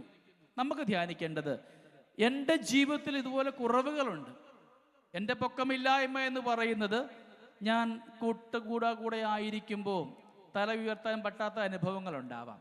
നാണക്കേട് കൊണ്ടാവാം, രോഗപീഠ കൊണ്ടാവാം, സൗന്ദര്യക്കുറവ് കൊണ്ടാവാം, കടബാധ്യത, എന്തെങ്കിലുമൊക്കെ ആൾക്കൂട്ടത്തിൽ ഞാൻ മാറാൻ ആഗ്രഹിക്കുന്ന, എന്നെ മാറ്റുന്ന ഏതെങ്കിലും കുറവുകൾ ഉണ്ടാവും. സക്കേവൂസിനെ പോലെ ആ കുറവുകളെ മറികടന്ന് ഓടുവാനുള്ള ഒരു മനോഭാവം നമുക്കുണ്ടാവണം. സക്കേവൂസ് ആഗ്രഹിച്ചു ഈശോയെ കാണാൻ. ആഗ്രഹിക്കുക മാത്രമായിരുന്നില്ല, അതിനുള്ള പ്രതിവിധി എടുക്കുകയാണ്. നേരെ പോകുന്നു, മരത്തെ കയറുന്നു. ഇത് ഈശോയ്ക്ക് അറിയാമോ പുള്ളി പോണ കാര്യം? ഇല്ല, സക്കേവൂസിന് മാത്രമേ അറിയുകയുള്ളൂ. ഈ മരത്തിന് ചോട്ടി വരുമ്പോൾ ഈശോ അവിടെ നിൽക്കുകയാണ്, മുകളിലേക്ക് നോക്കുന്നു. സക്കേവൂസേ ഇറങ്ങി വരിക. നമുക്ക് ബാക്കിയെല്ലാം അറിയാം. വീട്ടിൽ പോകുന്നു, മനോഭാവം മാറുന്നു, മനസ്താപം ഉണ്ടാകുന്നു, വഞ്ചിച്ചെടുത്തവ ഇരട്ടിയായും അതിലിരട്ടിയുമായിട്ടും കൊടുക്കുമ്പോൾ ആ കുടുംബം അനുഗ്രഹിക്കപ്പെട്ടെന്നാണ് സുവിശേഷം പറയുന്നത്. സക്കേവൂസിന് മാത്രമല്ല കേട്ടോ, സക്കേവൂസ് അനുഗ്രഹിക്കപ്പെടുക മാത്രമല്ല, സക്കേവൂസിൻ്റെ ഭവനം അനുഗ്രഹിക്കപ്പെടുകയാണ്. അപ്പം എൻ്റെ ജീവിതത്തിൽ ഇതുപോലെ കുറവുകളുണ്ടാവും. ദൈവത്തോട് കൂടെയാകാനായിട്ട് തടസ്സമാകുന്ന കുറവുകളെ ധ്യാനിച്ചുകൊണ്ട് ആ കുറവുകളെ അതിലംഘിക്കുവാനുള്ളൊരു ഓട്ടമുണ്ടാവണം, ഒരു തീഷ്ണതമായ ആഗ്രഹം. അവിടെയാണ് നന്മയുണ്ടാവുക. ആ ഓട്ടമാണ് നമ്മുടെ കുമ്പസാരക്കൂട്. എൻ്റെ ഇടവക പള്ളിയിലെ സിക്കമൂർ മരമാണ് എൻ്റെ കുമ്പസാരക്കൂട്.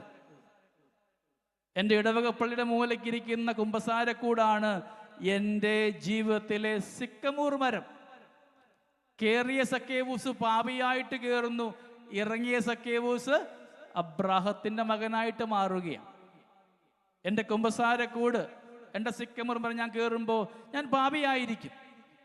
അങ്ങോട്ട് ഞാൻ പാപിയായിട്ട് പോകുന്നുണ്ടെങ്കിൽ ഞാൻ തിരികെ ഇറങ്ങുന്നത് അബ്രാഹത്തിൻ്റെ മകനായിട്ട്, ദൈവത്തിൻ്റെ മകനായിട്ടാണ്.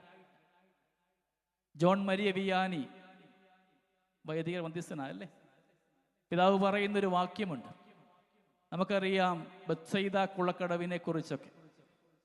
തളർവാദ രോഗി കിടക്കുന്നു, ഇറക്കാൻ ആരുമില്ല, പരാതി പറയുന്നു. മാലാഖ ഇളക്കുമ്പോഴാണ് അനുഭവം ഉണ്ടാവുക. ജോൺ മരിയ വിയാനി പിതാവ് പറയുകയാണ്, നിന്റെ ജീവിതത്തിലെ ഇടവക പള്ളിയിലെ ബത്സയിദ കുളമാണ് നിന്റെ കുമ്പസാരക്കൂട്. എൻ്റെ ഇടവക പള്ളിയിലെ കുമ്പസാരക്കൂടെന്ന് പറയുന്നത് എൻ്റെ ജീവിതത്തിലെ ബത്സയിദ കുളമാണ്. അത് ഇളക്കാൻ വരുന്ന മാലാഖയാണ് അവിടുത്തെ പുരോഹിതൻ. നീ ഇറങ്ങിയെങ്കിൽ മാത്രമാണ് അനുഗ്രഹമുണ്ടാവുക. ബത്സയിദ കുളത്തിലേക്ക് ഇറങ്ങുവാനായിട്ട് ഈ തളർവാദ രോഗിയെപ്പോൾ നമുക്കും പരാതികളൊക്കെ പറയാനുണ്ടാവുമല്ലോ. എന്നോട് ചോദിക്കുന്നുണ്ട്, നീ ഇതുവരെ ഇറങ്ങാൻ പറ്റിയില്ലേ? ഉത്തരം പറയണ്ട, പറ്റിയില്ലെന്നാണല്ലേ. എന്താ പറഞ്ഞത്? പരാതിയാ, എന്നെ ഇറക്കാൻ ആരുമില്ല. നമ്മുടെ ജീവിതത്തിലും പരാതികൾ പറയാതെ സ്വയം തീരുമാനമെടുത്തുകൊണ്ട് നാളത്തെ കുമ്പസാരം എൻ്റെ ജീവിതത്തിലെ ഒരു നല്ല അനുഭവമായി മാറും. വിശുദ്ധ വാർത്തയിലേക്ക് കടക്കുമ്പോൾ, കഷ്ടാനുഭവ വാർത്തയിലേക്ക് കടക്കുമ്പോൾ, ഈശോ മിശിഹായുടെ കൂടെ ഈ പിന്നിട്ട 40 ദിവസങ്ങളും എവിടെങ്കിലുമൊക്കെ മോശമായി പോയിട്ടുണ്ടെങ്കിലും തുടർന്ന് വരുന്ന 10 ദിനങ്ങൾ അനുഗ്രഹമാകുവാൻ, ഈശോയ്ക്ക് ഏറ്റവും പ്രിയപ്പെട്ട മകനും മകളുമാകുവാൻ, എൻ്റെ ജീവിതത്തിൽ എവിടേക്കാണോ ഈശ്വര സാന്നിധ്യം ആവശ്യമായത്, എവിടേക്കാണോ ദൈവത്തിൻ്റെ കൃപകൾ ആവശ്യമായത്, ഈശ്വര സാന്നിധ്യം വേണ്ട ഇടങ്ങളെ ചേർത്ത് വെച്ച് കൊടുത്തുകൊണ്ട് നന്മയോടുകൂടെ ആകുവാനായിട്ട് നമുക്ക് പരിശ്രമിക്കാം. നമുക്കൊന്ന് എഴുന്നേറ്റ് നിൽക്കാം. നമ്മുടെ ജീവിതത്തിൽ എല്ലാ കുറവുകളെയും ഒന്ന് ചേർത്ത് വെച്ച് ആത്മാർത്ഥതയോടുകൂടെ, മനസ്താപത്തോടുകൂടെ, അനുദപിക്കുന്ന ഹൃദയവുമായിട്ട് നമുക്ക് ദൈവസന്നിധിയിലാവാം. നമുക്കൊരു ഗാനമാല വെച്ച് നമ്മുടെ ജീവിതത്തെ സ്തുതികളോടുകൂടെ, ആരാധനയോടുകൂടെ നല്ല ഈശോയ്ക്ക് ചേർത്ത് വയ്ക്കാം. നന്മ നിറഞ്ഞ മറിയമേ സുസ്തി, കർത്താവ് അങ്ങയോടുകൂടെ സ്ത്രീകൾ അങ്ങ് അനുഗ്രഹിക്കപ്പെട്ടവളാകുന്നു. അങ്ങയുടെ ഉദരത്തിൻ ഫലമായി ഈശോ അനുഗ്രഹിക്കപ്പെട്ടവനാകുന്നു. പരിശുദ്ധ മറിയമേ തമ്പുരാൻ്റെ അമ്മേ, പാപികളായ ഞങ്ങൾക്ക് വേണ്ടി ഇപ്പോഴും ഞങ്ങളുടെ മരണസമയത്തും തമ്പുരാനോട് അപേക്ഷിച്ചുകൊള്ളണമേ. ആമേൻ. ഈശോ മിശിഹായുടെ വാഗ്ദാനങ്ങൾക്ക് ഞങ്ങൾ യോഗ്യരാകുവാൻ സർവേശ്വരന്റെ പരിശുദ്ധ മാതാവേ, ഞങ്ങൾക്ക് വേണ്ടി അപേക്ഷിക്കണമേ. കരങ്ങളടിച്ചുകൊണ്ട് പാടാം.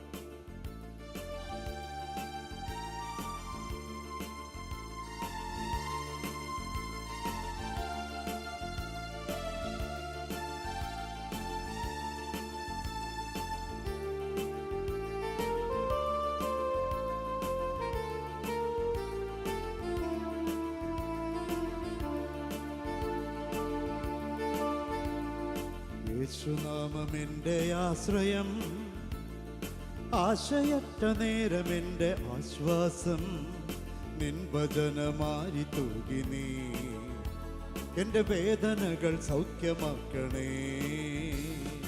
യേശുനാമമെൻ്റെ ആശ്രയം, ആശയറ്റ നേരമെൻ്റെ ആശ്വാസം, നിൻ വചനമാരി തൂകി നീ എൻ്റെ വേദനകൾ സൗഖ്യമാക്കണേ. ബത്സയിദ കുളക്കരയിലെ രോഗി പോൽ ഞാൻ തളർന്നവനാകുന്നു, നിന്റെ കരുണ തേടുന്നു വൈകല്ലേ.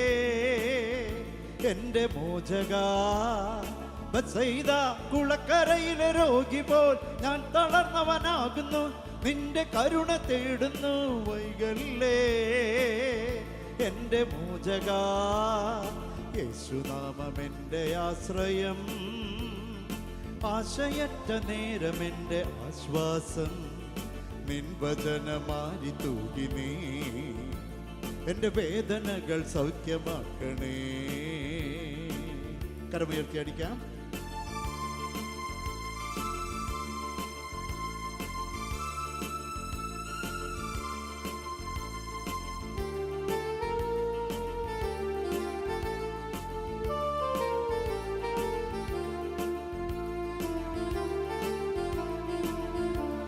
കരങ്ങൾ താഴ്ത്തി ശക്തിയോടെ.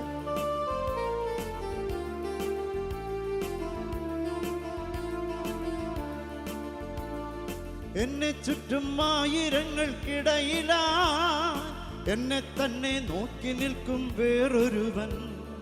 എന്നെ ചുറ്റും ആയിരങ്ങൾക്കിടയിലായി എന്നെ തന്നെ നോക്കി നിൽക്കും വേറൊരുവൻ.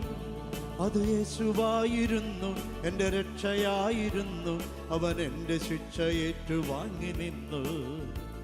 അത് യേശുവായിരുന്നു, എൻ്റെ രക്ഷയായിരുന്നു, അവൻ എൻ്റെ ശിക്ഷ ഏറ്റുവാങ്ങി നിന്നു.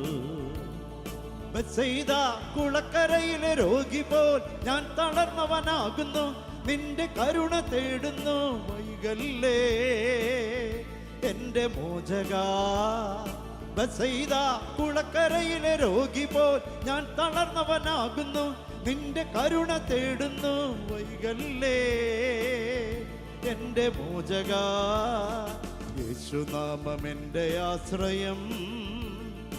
ആശയറ്റ നേരം എൻ്റെ ആശ്വാസം, നിൻ വചനമാരി തൂകി നീ എൻ്റെ വേദനകൾ സൗഖ്യമാക്കണേ. കരമുയർത്തി.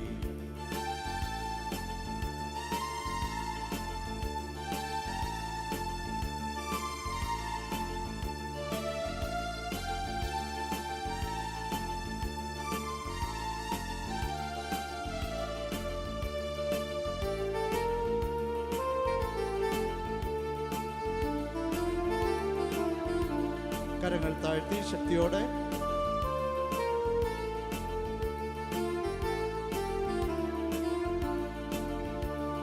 ചാട്ടവാറ് കൊണ്ട് പ്രഹരമേൽക്കവേ ചീറ്റിയില്ല കോപമെന്റെ നായകൻ.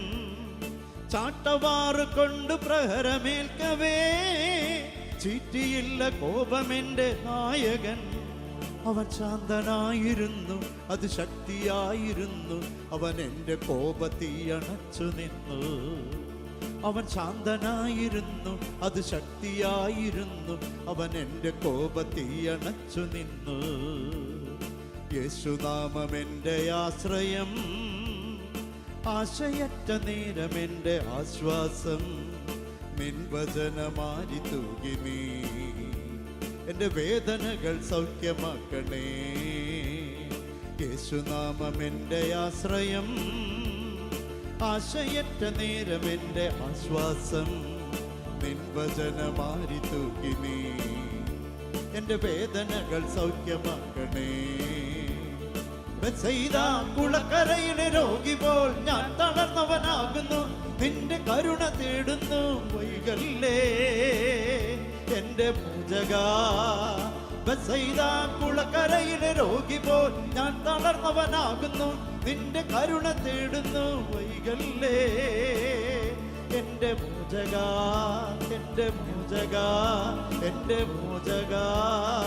കരങ്ങളെ ഉയർത്തി സ്തുതിക്കുന്നു. ഹല്ലേലൂയ, ഹല്ലേലൂയ, ഹല്ലേലൂയ, ഹല്ലേലൂയ, ഹല്ലേലൂയ, യേശുവേ. അനുദപിക്കുന്ന മനോഭാവത്തോടുകൂടെ ഹല്ലേലൂയ ഈശോയെ, ഞങ്ങളുടെ ജീവിതത്തിന്റെ പാപമേഖലയിലേക്ക് നീ എഴുന്നള്ളി വരണമെന്ന് പ്രാർത്ഥിക്കാം. എൻ്റെ ജീവിതത്തിലെ ബത്സയിദ കുളക്കടവിലേക്ക് ഞാൻ പോകാതെ പോയ ഇടങ്ങള്, എൻ്റെ ജീവിതത്തിൽ അനുതാപമുണ്ടാകാതെ പോയ പാപങ്ങളിലേക്ക് മനസ്താപത്തോടുകൂടെ നമുക്കാവാം. എൻ്റെ ജീവിത ബന്ധങ്ങളിലും സമൂഹ ജീവിതത്തിലുമൊക്കെ ദൈവത്തിന് നിരക്കാത്തതായി ചെയ്തു പോയ എല്ലാ പാപമേഖലകളെയും നമുക്ക് ആത്മാർത്ഥമായി ഈശോയോട് ചേർത്ത് വയ്ക്കാം. എൻ്റെ ഈശോയെ, അനുദപിക്കുന്ന മനോഭാവവുമായിട്ട് ഞാനിന്ന് നിന്റെ കൂടെയാവുന്നു. നുറുങ്ങിയ മനോഭാവത്തോടു കൂടെ ഞാൻ നിന്റെ കൂടെയാകുന്നു. ഹൃദയം നുറുങ്ങിയവരെ നീ കാത്തു പരിപാലിക്കുന്നുണ്ട്. ബത്സയിദ കുളക്കടവില് ആരുമില്ലാതിരുന്ന മകനിലേക്കാണ് നിന്റെ സാന്നിധ്യം ഉണ്ടായത്. ഞങ്ങളുടെ ജീവിതവും ചിലപ്പോഴൊക്കെ അപ്രകാരമായി മാറുന്നുണ്ട്. എല്ലാവരും ഉണ്ടായിട്ടും ഒറ്റപ്പെടലിന്റെ വേദനയും നൊമ്പരം അനുഭവിക്കുന്ന, കുടുംബങ്ങളിൽ പോലും ഒറ്റപ്പെടൽ അനുഭവിക്കുന്ന ഒരുപാട് ജീവിതങ്ങളൊക്കെയുണ്ട്. കർത്താവ് പറയുന്നു, നീ ഒറ്റയാകുമ്പോൾ, നിനക്ക് ആരുമില്ലാതാകുമ്പോൾ നിന്റെ കരം പിടിക്കുവാൻ ഞാൻ നിന്റെ കൂടെയുണ്ട്. ബത്സയിദ കുളക്കടവില് ഒരുപാട് രോഗികളുണ്ടായിരുന്നു. ഈ മകനിലേക്ക് മാത്രമാണ് ഈശ്വര സാന്നിധ്യം ഉണ്ടായത്. പ്രിയപ്പെട്ടവരെ, നമ്മുടെ ജീവിതത്തിലും ഒരുപാട് പേര് കൂടെയുള്ളപ്പോഴും നാമൊക്കെ ഒറ്റയാകുന്ന ജീവിത അനുഭവങ്ങളുണ്ട്. ആൾക്കൂട്ടത്തിൽ തനിയായി പോകുന്ന എല്ലാ സങ്കടകരമായ അനുഭവങ്ങളിലും നാം ഉൾക്കണ്ണ് തുറന്ന് വിളിച്ച് പ്രാർത്ഥിക്കണം, ഈശോയെ നീ കൂടെയാവണമേ എന്ന്. നമ്മളെ കാത്തു പരിപാലിക്കുന്ന ഒരു ഈശ്വര സാന്നിധ്യമുണ്ട്. എന്നെ സ്നേഹിക്കുന്ന ഒരു ദൈവമുണ്ട്. എനിക്ക് വേണ്ടി മാത്രം എഴുന്നള്ളുന്ന ദൈവമുണ്ട്.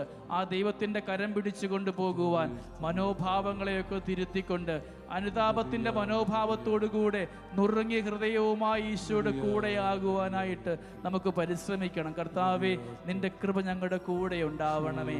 അനുതാപത്തിൻ്റെ മനോഭാവം തരുവാൻ ഞങ്ങളുടെ കൂടെ നിന്റെ സാന്നിധ്യം ഉണ്ടാവണമേ. ഞങ്ങളുടെ തെറ്റുകളെയൊക്കെ ഒന്ന് വിശുദ്ധീകരിച്ചുകൊണ്ട് വിശുദ്ധിയുടെ കുമ്പസാരം സ്വീകരിക്കുവാനായിട്ട് നാളത്തെ ദിനം നന്മയുടെ ദിനമാക്കി മാറ്റണമേ. തടസ്സമാകുന്ന എല്ലാ സാധ്യതകളെയും മാറ്റിവെക്കുവാനായിട്ട്, വിശുദ്ധിയോടുകൂടെ നിന്റെ കൂടെ ആകപ്പെടുവാനായിട്ട്, അനുദപിക്കുന്ന മനോഭാവവുമായി ഞങ്ങളുടെ ജീവിതത്തിൽ തപിക്കപ്പെടേണ്ട എല്ലാ മേഖലയും വിശുദ്ധമാക്കുവാൻ ആത്മാവിൻ്റെ ആവാസം ഉണ്ടാവണമേ.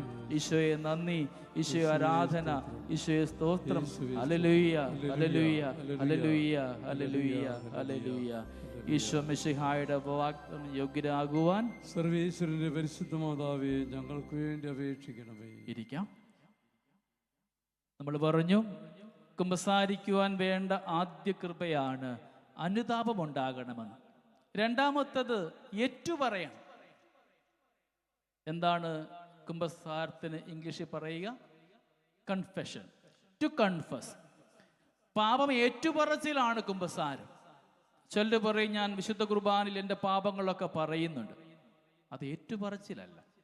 കുമ്പസാരം അനുഗ്രഹമാകണമെങ്കിൽ അത് ഏറ്റുപറയുവാനുള്ള ഒരു ധൈര്യമുണ്ടാകും.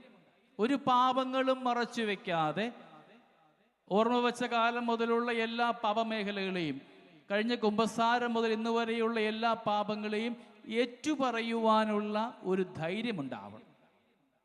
ചിലർക്കൊരു കുഴപ്പമുണ്ടാവാറുണ്ട്. ചിലപ്പോൾ പണ്ട് കുമ്പസാരത്തിൽ പറഞ്ഞ ഒരു പാപം വീണ്ടും വീണ്ടും ഇങ്ങനെ മനസ്സിൽ തികട്ടി വരും. അത് പറയണോ വേണ്ടയോ, പറയണോ വേണ്ടയോ എന്നൊരു ആകുലതയും. ഒരിക്കലും അത് പറയേണ്ട ആവശ്യമില്ല. ഒരിക്കൽ നിങ്ങൾ കുമ്പസാരത്തിൽ പറഞ്ഞതാണെങ്കിൽ ഒരിക്കൽ പോലും വീണ്ടും ആ പാപം ആവർത്തിക്കേണ്ട ആവശ്യമില്ല. ലത്തീൻ പാരമ്പര്യത്തിൽ നമ്മളൊരു ആണ്ടുകുമ്പസാരം പറയും. ഞങ്ങൾ പണ്ട് ചേർത്തലപ്പള്ളി ജോലി ചെയ്യുമ്പോൾ മുട്ടംപള്ളിയിൽ അവിടെ നമ്മൾ രാവിലെ ഒരു 6 മണിക്ക് കുമ്പസാരിക്കാൻ ഇരുന്നാൽ രാത്രി 10 ആകുമ്പോൾ നമ്മൾ ഹോള് തള്ളി അടച്ച് വേണം വീട്ടിലേക്ക്, മുറിയിലേക്ക് പോകാൻ. ലത്തീൻ സഹോദരങ്ങളൊക്കെ ഈ ആണ്ടുവട്ട കുമ്പസാരം വരും. വീണ്ടും 1 വർഷം മുതലുള്ള കുമ്പസാരത്തിൽ പറഞ്ഞതാണെങ്കിലും വീണ്ടും ഒരു ശുദ്ധീകരണത്തിൻ്റെ ഭാഗമാണ്. അങ്ങനെ തോന്നുന്നെങ്കിൽ മാത്രം പറയണമെങ്കിൽ പറയാം, പറയേണ്ട ആവശ്യമില്ല. എന്നിരുന്നാലും വീണ്ടും വീണ്ടും അത് പാപത്തിൻ്റെ കാരണമാകുന്നുണ്ട്, പ്രലോഭിപ്പിക്കുന്നുണ്ടെങ്കിൽ മാത്രം വേണമെങ്കിൽ മനസ്സിൽ ശാന്തിക്ക് വേണ്ടി മാത്രം ഒരിക്കൽ ആശീർവദിച്ച പാപങ്ങൾ അത് പോയതാണ്. രണ്ടാമത്തെ ഒരു കാരണം കൂടി ഉണ്ടാവാം. നമ്മൾ പറയാറുണ്ട്, പ്രാർത്ഥിക്കുമ്പോൾ പ്രലോഭനം ഉണ്ടാവുന്നല്ലേ, എല്ലാവരുടെയും ഒരു പറച്ചിലാണ്. പക്ഷേ പ്രാർത്ഥിക്കാതിരിക്കുമ്പോൾ പ്രലോഭനങ്ങൾ നമ്മൾ ഇന്നലെ പറഞ്ഞതാണ്. നിങ്ങളെ വീണ്ടും വീണ്ടും പഴയ പാപങ്ങൾ ഓർമ്മിപ്പിക്കുന്നുണ്ടെങ്കിൽ, കുമ്പസാരം കഴിഞ്ഞ് പോയതായിരിക്കാം, പാപമോചനം ചെയ്തു, അതിന് പരിഹാരവും ചെയ്തു, കടങ്ങളും പൊറിച്ചു, പാപങ്ങളും മോചിച്ചതാണെങ്കിലും വീണ്ടും വീണ്ടും അതിങ്ങനെ തികട്ടി വരുന്നുണ്ടെങ്കിൽ നാം ചെയ്യേണ്ട ഒരു കാര്യം, ഒരു പക്ഷേ നമ്മൾ ചെയ്ത അതേ പാപം വീണ്ടും ആരെങ്കിലുമൊക്കെ ചെയ്യുവാനുള്ള ഒരു തത്രപ്പാടിലായിരിക്കാം. ഇപ്പോൾ നിങ്ങൾ ആ ഓർക്കുന്ന സമയത്ത് നമുക്ക് ചെയ്യാനുള്ളത് കുമ്പസാരത്തിൽ പറയുകയല്ല, ഈശോയെ ഞാൻ ചെയ്ത പാപത്തിൻ്റെ ദുഃഖങ്ങളും സങ്കടങ്ങളുമൊക്കെ എനിക്ക് നന്നായിട്ടറിയാം. എത്രമാത്രം എന്നെ ഒറ്റപ്പെടുത്തുവാൻ അത് കാരണമായി, സങ്കടപ്പെടുത്തുവാൻ കാരണമായി. എന്നിട്ടും വീണ്ടും വീണ്ടും ഓർമ്മിപ്പിക്കുന്നുണ്ടെങ്കിൽ ഞാൻ അനുഭവിച്ച സങ്കടങ്ങളൊക്കെ മറ്റൊരാളും അനുഭവിക്കാതിരിക്കുവാൻ എന്നെ പ്രാർത്ഥിപ്പിക്കുവാൻ പ്രേരിപ്പിക്കുകയാണ്. മറ്റൊരാൾക്ക് വേണ്ടി പ്രാർത്ഥിക്കുമ്പോൾ ആ പ്രാർത്ഥന അനുഗ്രഹമാണ്. ഇന്നലെ കണ്ടു, ജോബിൻ്റെ പുസ്തകം 42:8 കണ്ടു. ജോബ് പ്രാർത്ഥിക്കുക സ്നേഹിതന്മാർക്ക് വേണ്ടി. ജോബ് സ്നേഹിതന്മാർക്ക് വേണ്ടി പ്രാർത്ഥിക്കുമ്പോൾ ജോബിന് നഷ്ടമായതൊക്കെ ഇരട്ടിയായിട്ട് ദൈവം കൊടുക്കുന്നുണ്ട്. നമ്മുടെ ജീവിതത്തിൽ വീണ്ടും ചില പാപങ്ങൾ ഇങ്ങനെ ഓർത്തോർത്ത് വരികയാണെങ്കിൽ അത് ആരോ നിങ്ങൾ ഓർക്കുന്ന സമയത്ത് ഈ ലോകത്തിൻ്റെ ഏതെങ്കിലും കോണിൽ വീണ്ടും ആ പാപത്തിലേക്ക് പോകാൻ പോവുകയായിരിക്കും. അതുകൊണ്ട് അതൊരു പ്രാർത്ഥനയാണ്. ഇപ്പം ഏറ്റുപറച്ചിൽ നമുക്ക് ഏറ്റവും ആവശ്യമാണ്. അത് വൈദികനോട് ഏറ്റുപറഞ്ഞ് വൈദികൻ്റെ കുറവിലേക്ക് നോക്കാതെ സ്വർഗത്തിലേക്ക് നോക്കി നാം ആവണം. നമുക്കൊരു 2 അനുഭവങ്ങളുണ്ട് വിശുദ്ധ ബൈബിളിൽ. ഒരാൾ പാപം ചെയ്തിട്ട് സ്വന്തമായിട്ട് നോക്കി, തന്നിലേക്ക് നോക്കി, അല്ലെ താഴേക്ക് നോക്കി അവൻ നാശമായിട്ട് പോകുന്നു. മറ്റൊരുവൻ പാപം ചെയ്തു, സമാനമായ പാപം ചെയ്തു, അവൻ ഉന്നതങ്ങളിലേക്ക് നോക്കി അവൻ അനുഗ്രഹിക്കപ്പെടുന്നുണ്ട്. ഒറ്റുകാരനും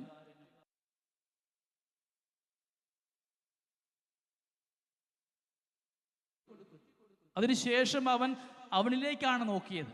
അവൻ താഴേക്ക് നോക്കിയിരുന്നു കൊണ്ട് മനസ്താപമില്ലാതെ കുറ്റബോധത്തോടുകൂടെ അവന് വിധി എഴുതി കൊടുക്കുകയാണ്. നമുക്കും ഉണ്ടാവും ആ ഒരു സംഭവങ്ങളൊക്കെ. എന്തെങ്കിലുമൊക്കെ ബലഹീനത സംഭവിക്കുമ്പോൾ നമ്മിലേക്ക് നോക്കി അതിനെ ന്യായീകരിച്ചു പോകാതെ, പാപത്തിൻ്റെ നീർച്ചുഴിയിൽ വീണു പോവാതെ. നമ്മുടെ ജീവിതത്തിലുമുണ്ട് ചില പന്നിക്കൂടുകളൊക്കെ കേട്ടോ. സാധാരണ ജനങ്ങളിലൊക്കെ അവിടെ വീണു പോകാൻ സാധ്യതയുണ്ട്. കാരണം എല്ലാ പാപത്തിനും ഒരു സുഖമുണ്ട്. ഏത് പാപമാണെങ്കിലും ആ പാപത്തിന് സുഖമുള്ളത് കൊണ്ട് നമ്മൾ വീണ്ടും വീണ്ടും ആ ചെളിക്കുഴിയിൽ കിടക്കാൻ ആഗ്രഹിക്കും. ഒരു വലിയ അപകടമുണ്ട് കേട്ടോ. പാപം നമ്മൾ ചെയ്യുമ്പോൾ എന്ന് നാം അധപ്പതിക്കുമോ അന്നുവരെയും പാപം നമ്മളെ വളർത്തിക്കൊണ്ടിരിക്കും.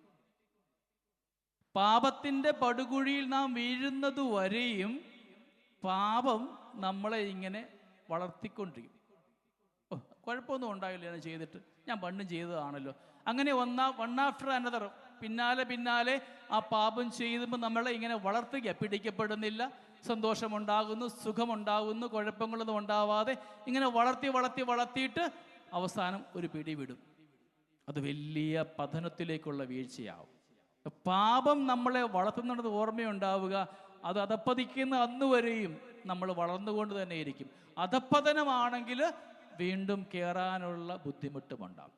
നാം കുരിശിൻ്റെ വഴിയിൽ ധ്യാനിക്കുന്നുണ്ട് ഈശോ മിശിഹായുടെ 3, 30, 300 വീഴ്ചകളൊക്കെ.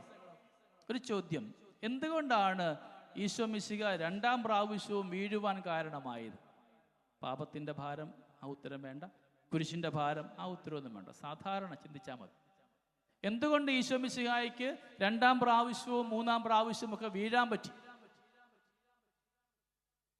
എന്താ കാരണം?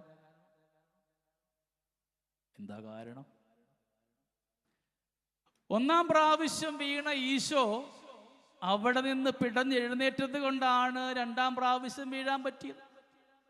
നമ്മൾ പാപത്തിൽ വീണു പോകുമ്പോൾ നമ്മൾ പിടഞ്ഞെഴുന്നേൽക്കുന്നുണ്ടോ എന്നൊരു ചോദ്യം ഉണ്ടാവണം. ഞാൻ പറഞ്ഞതുപോലെ നമ്മളെ വളർത്തും പാപം ഇങ്ങനെ, ആരും അറിയിപ്പിക്കാതെ, പിടിക്കപ്പെടാതെ, കുഴപ്പമുണ്ടാകാതെ. ഒരുപാട് പാപം ചെയ്തിട്ടും കുഴപ്പമൊന്നും ഉണ്ടാകാത്തത് കൊണ്ട് വീണ്ടും വീണ്ടും ആ പാപത്തിലേക്ക് പോകാനുള്ള ഒരു ഇഷ്ടം എനിക്കുണ്ടാവും. പക്ഷെ ഞാൻ ഒരു വീഴ്ച വീഴും, ആ വീഴ്ചയിൽ ഞാൻ അധപ്പതിച്ചു പോകും. ധൂർത്തപുത്രൻ എല്ലാ സൗഭാഗ്യമുണ്ടായിരുന്നു, സ്വന്തം ഇഷ്ടം നോക്കി പോയി. അന്ന് കൂട്ടുകാരുണ്ടായിരുന്നു, പാപം ചെയ്യുമ്പോൾ കുഴപ്പമൊന്നും ഉണ്ടായിരുന്നില്ല. എല്ലാം നഷ്ടമായപ്പോൾ അവൻ പന്നിക്കൂട്ടിലാകുമ്പോൾ ആ മൃഗത്തിന് വേണ്ടിയുള്ള ഫുഡെങ്കിലും കിട്ടാൻ ആഗ്രഹിക്കുന്നുണ്ട്. അതും കിട്ടുന്നില്ല വചനം പറയുന്നല്ലേ. അവിടെ അവന് സുബോധമുണ്ടായി, തിരിച്ചു വരാനുള്ളൊരു ആഗ്രഹമുണ്ട്. സമറിയാക്കാരി തിരിച്ചു വരുന്നുണ്ട്, മഗ്ദലന മറിയം തിരിച്ചു വരുന്നുണ്ട്, എമ്മാവുസ് ഡിസൈപ്പിൾസ് തിരിച്ചു വരുന്നുണ്ട്. നമ്മുടെ ജീവിതത്തിലെ നോമ്പ് കാലം ഒരു തിരിച്ചുവരവിൻ്റെ കാലമാകണം. കുമ്പസാരത്തിൽ പാപങ്ങളൊക്കെ ഏറ്റുപറഞ്ഞ് സുബോധമുണ്ടായി മനസ്താപത്തോടു കൂടെ ഏറ്റുപറയുവാനുള്ള ഒരു ധൈര്യം. ഏറ്റുപറയുക മാത്രമല്ല, തുടർന്ന് ആ വൈദികൻ തരുന്ന പ്രായശ്ചിത്തം.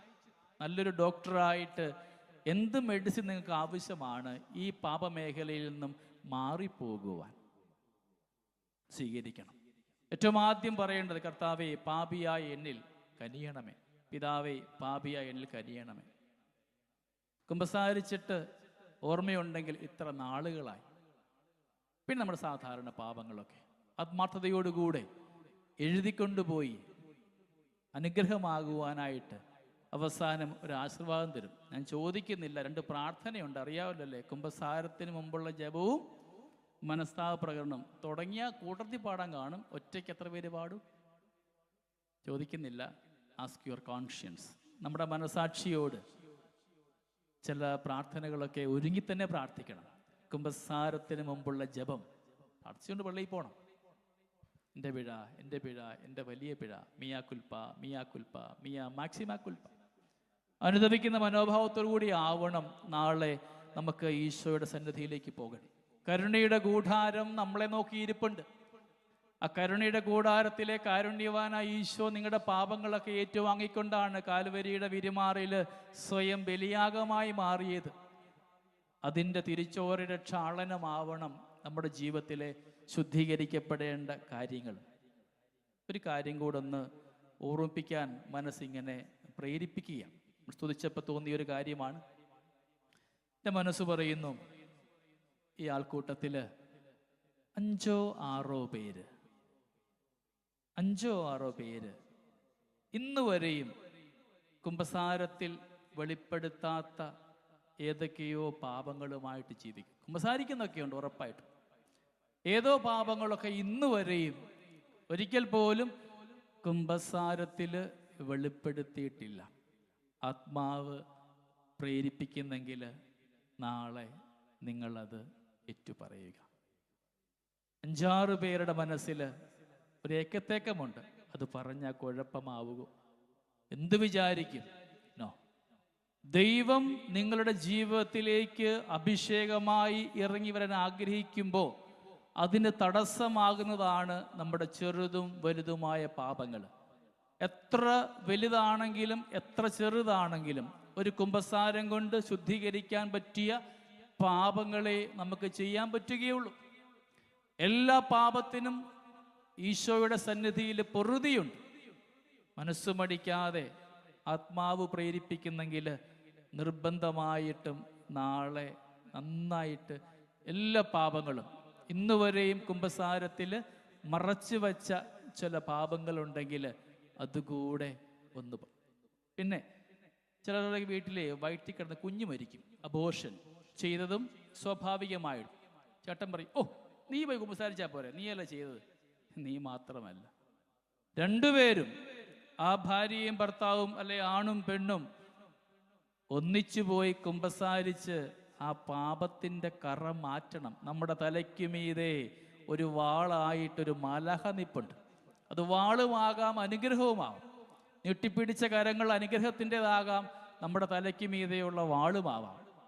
ഒരു ജീവൻ നാം കാരണം അറിഞ്ഞോ അറിയാതെയോ പോയിട്ടുണ്ടെങ്കിൽ തമ്പുരാൻ്റെ സന്നിധിയിൽ ഇന്നുവരെയും കുമ്പസാരിച്ചിട്ടില്ല എങ്കിൽ ആത്മാർത്ഥമായി 2 പേരും, ആണും പെണ്ണും ജീവിച്ചിരിപ്പുണ്ടെങ്കിൽ 2 പേരും, വ്യത്യസ്ത ദൂരങ്ങളാണെങ്കിൽ ആരെങ്കിലുമൊക്കെ പോയി കുമ്പസാരിക്കുക. ഏറ്റവും അടുത്ത ദിവസം ഇടവക പള്ളിയിൽ പോയിട്ട് അച്ഛാ ഒരു കുർബാന ചെല്ലണം മരിച്ചവർക്ക് വേണ്ടി. കണക്കും കാര്യമൊന്നും പറയാനൊന്നും പോകണ്ട. നിങ്ങൾ ഓർത്താൽ മതി, എൻ്റെ ജീവിതത്തിലെ ഒരു മാലാഖ, ആണോ പെണ്ണോ ആയിക്കോട്ടെ, നിങ്ങളുടെ ജീവിതത്തിലെ സങ്കടങ്ങൾക്ക് പകരമായിട്ട് പ്രാർത്ഥിക്കുവാൻ സ്വർഗസന്നിധിയിൽ എൻ്റെ ചോരയിൽ എന്നെ അറിയുന്ന, എന്നെ മനസ്സിലാക്കുന്ന, എൻ്റെ പാളിച്ച അറിയുന്ന, എൻ്റെ കുറവറിയുന്ന ഒരാത്മാവ് ഈശോയുടെ കൂടെയുണ്ടെന്ന ബോധ്യത്തിൽ നിങ്ങൾക്ക് വേണ്ടിയുള്ള മധ്യസ്ഥ പ്രാർത്ഥനക്കാരനായ ആ മാലാഖ കുഞ്ഞിനെ കാണണം. എത്ര വിഷമമുള്ളതാണെങ്കിലും ആ കുഞ്ഞിൻ്റെ സ്വർഗസന്നിധിയിലെ സാന്നിധ്യം നിങ്ങൾക്ക് അനുഗ്രഹമായി മാറും. ആ ഒരു ബോധ്യത്തിലാവണം നാം കുമ്പസാരക്കൂടിനെ അണയേണ്ടത്. എല്ലാ പാപങ്ങൾക്കും ഈശോയുടെ സന്നിധിയിൽ പൊറുതിയുണ്ടെന്നൊരു ഓർമ്മ. നമുക്ക് പരിചയമുള്ള ഒരു സാഹിത്യകാരാണ് MT വാസുദേവൻ നായർ, ഈയിടെ അന്തരിച്ചു. അദ്ദേഹം എഴുതിയൊരു വാക്കാണ്, 2 വാക്കുകൾ മാത്രമേ ഉള്ള ആ വരിയിൽ, പക്ഷെ ഒരുപാട് അർത്ഥമുണ്ട്. അമ്പലങ്ങളിലും കുമ്പസാരക്കൂടുണ്ടായിരുന്നെങ്കിൽ, ഒരു 3 കുത്ത്. അമ്പലങ്ങളിലും കുമ്പസാരക്കൂട് ഉണ്ടായിരുന്നു. പ്രിയപ്പെട്ടവരെ, നമുക്ക് തുറവിയോടെ നമ്മളെ തന്നെ വലിച്ചു വെക്കാൻ പറ്റിയ ഇടമാണ് കുമ്പസാരക്കൂട്. മാധ്യമങ്ങളൊക്കെ ഒരുപാട് ചർച്ച ചെയ്ത് നമ്മളെ വലിച്ചു കയറി ഒട്ടിക്കുന്നൊക്കെ ഉണ്ടാവാം. നമുക്ക് നമ്മളെ തന്നെ പച്ചയായി നഗ്നനായി വെക്കാൻ പറ്റിയ ഒരിടമാണ് കുമ്പസാരക്കൂട്. ആ കുമ്പസാരക്കൂട്ടിലെ ദൈവം നമ്മളെ ചേർത്തണയ്ക്കുന്ന ദൈവമാണ്. ആ ഒരു ഓർമ്മ നമുക്ക് എന്നും ഉണ്ടാവണം. അപ്പം നമ്മൾ കുമ്പസാരത്തെക്കുറിച്ച് പറയുന്നു, ഒന്ന് അനുതാപം ഉണ്ടാവണം, രണ്ട് ഏറ്റു പറയണം. അടുത്തൊരു ഭാഗം, ഈ പാപം നമ്മൾ അങ്ങോട്ട് ചെയ്യുമ്പോൾ നമുക്കുണ്ടാകാവുന്ന ചില പാളിച്ചകൾ. ഉൽപ്പത്തിയുടെ പുസ്തകം 3-ാം അധ്യായത്തിൻ്റെ 8. ഉൽപ്പത്തി 3:8.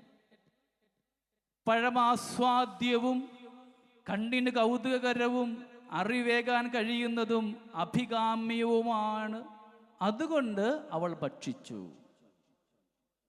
വന്യജീവികളിൽ ഏറ്റവും കൗശലക്കാരനാണ് സർപ്പമെന്ന് തൊട്ട് മുമ്പത്തെ വചനം വായിക്കുന്നുണ്ട്.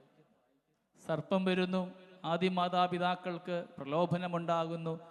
ദൈവം അരുത് എന്ന് പറഞ്ഞത് അവര് ആഹരിക്കുകയാണ്. അവരുടെ പാളിച്ച ഏതാണ്? അനുസരണക്കേട്. എന്തൊക്കെയായിരുന്നു? ആസ്വാദ്യമാണ്. നമ്മുടെ ജീവിതത്തിലെ പാപത്തിന്റെ ഏറ്റവും ആദ്യ ലക്ഷണമാണ്. അതെനിക്ക് ആസ്വാദ്യമായിട്ട് മാറി. എൻ്റെ കണ്ണിനൊരുപാട് കുളിർമയുണ്ടായിരുന്നു, രുചികരമായിരുന്നു, വീണ്ടും വീണ്ടും കാണാൻ എന്നെ പ്രലോഭിപ്പിക്കുന്നതും പ്രേരിപ്പിക്കുന്നതും ഒക്കെ ആയിരുന്നു. അത് വീണ്ടും വീണ്ടും ആസ്വദിക്കുവാനായിട്ട് എനിക്ക് പ്രലോഭനവും ഉണ്ടാകുന്നു. ആസ്വാദ്യമാണ്, കണ്ണിന് കൗതുകരമാണ്, ഒരുപാട് അറിവ് സമ്മാനിക്കുവാൻ. ഇത് കണ്ടോ? ഇതിനറിവാ? ഇത് കണ്ടിട്ടില്ലേ? ഹോസ്റ്റലുകളിലൊക്കെ ചെല്ലുമ്പോൾ, പഠിക്കാൻ ചെല്ലുമ്പോൾ, നമ്മുടെ പിയർ ഗ്രൂപ്പ്സിലൊക്കെ അറിവ് സമ്മാനിക്കുവാനായിട്ട് ഒരുപാട് കൗതുകകരവും ഇമ്പകരവും ഒക്കെ ആയത് നമ്മുടെ കൂടെ ഉണ്ടാവും. അതുകൊണ്ടാണ് അത് ഭക്ഷിച്ചത്. അഭികാമ്യമായിരുന്നു. എൻ്റെ ഇന്നത്തെ സമയത്ത് എനിക്ക് ഏറ്റവും ഒഴിച്ചുകൂടാൻ പറ്റാത്തതാ. നമ്മൾ ഓർത്തോളൂ, നമ്മൾ ഒളിക്കുന്ന മരങ്ങളൊക്കെ ആദപിതാക്കന്മാർ ഒളിക്കുന്നുണ്ടല്ലേ, മാതാപിതാക്കന്മാർ മരത്തിൻ്റെ കീഴെ. എൻ്റെ ജീവിതത്തിലൊരു മരമുണ്ട്. നമ്മുടെ ഓരോരുത്തരുടെയും മരം ഏതാണെന്ന് നമുക്ക് ധ്യാനിക്കാം. തമ്പുരാൻ ഇറങ്ങി വരുമ്പോൾ, ഉലാത്താൻ വരുമ്പോൾ നമ്മളൊക്കെ ഒളിക്കുകയാണ്. ആ ഒളിക്കുന്ന മരങ്ങൾ എവിടേക്കാ? 3:8. 3:6 ആദ്യം വായിച്ചത്. പഴം ആസ്വാദ്യമാന്നൊക്കെ. 3:8 നോക്കിക്കേ. പതിവ് പോലെ വീണ്ടതേ ഉലാത്താൻ വരികയാണ്. എത്രമാത്രം പാപം ചെയ്തകന്ന് ഈ മക്കൾ പോയിട്ടും ദൈവം നമ്മിലേക്ക് ഇറങ്ങി വരുന്നുണ്ടെന്നൊരു ഓർമ്മപ്പെടുത്തല. ധൂർത്തപുത്രന്റെ വീട്ടില് പിതാവ് കാത്തിരിക്കുകയാണ്. പിതാവായ ദൈവം ഓടിപ്പോണെന്ന് ഇവിടെ മാത്രമേ നാം വായിക്കുന്നുള്ളൂ, ബാക്കിയൊന്നും വായിക്കുന്നില്ല. പിതാവ് ഓടി വരികയും മകനെ ദൂരെന്ന് കാണുമ്പോഴേ പിതാവ് ഓടി വരുന്നുണ്ട്. അപ്പൊ നമ്മളെ തേടി വരുന്ന ഒരു ദൈവമാണ് നമ്മുടെ കൂടെയുള്ള ദൈവം. അന്നും പതിവ് പോലെ ദൈവം ഉലാത്താൻ വരുന്നുണ്ട്. പക്ഷേ ആദ്യ മാതാപിതാക്കൾ ഒളിച്ചിരിക്കുക മരത്തിൻ്റെ കീഴെ. കാരണം അവർ നഗ്നരായിരുന്നു. ദൈവം ചോദിക്കുന്നുണ്ട്, നീ അത് ഭക്ഷിച്ചു അല്ലേ? എൻ്റെ ജീവിതത്തിൽ, നമ്മുടെ ജീവിതത്തിൽ നാമൊക്കെ ഇന്ന് ഒളിക്കുന്ന ഏതെങ്കിലുമൊക്കെ മരങ്ങളുണ്ടാവാം.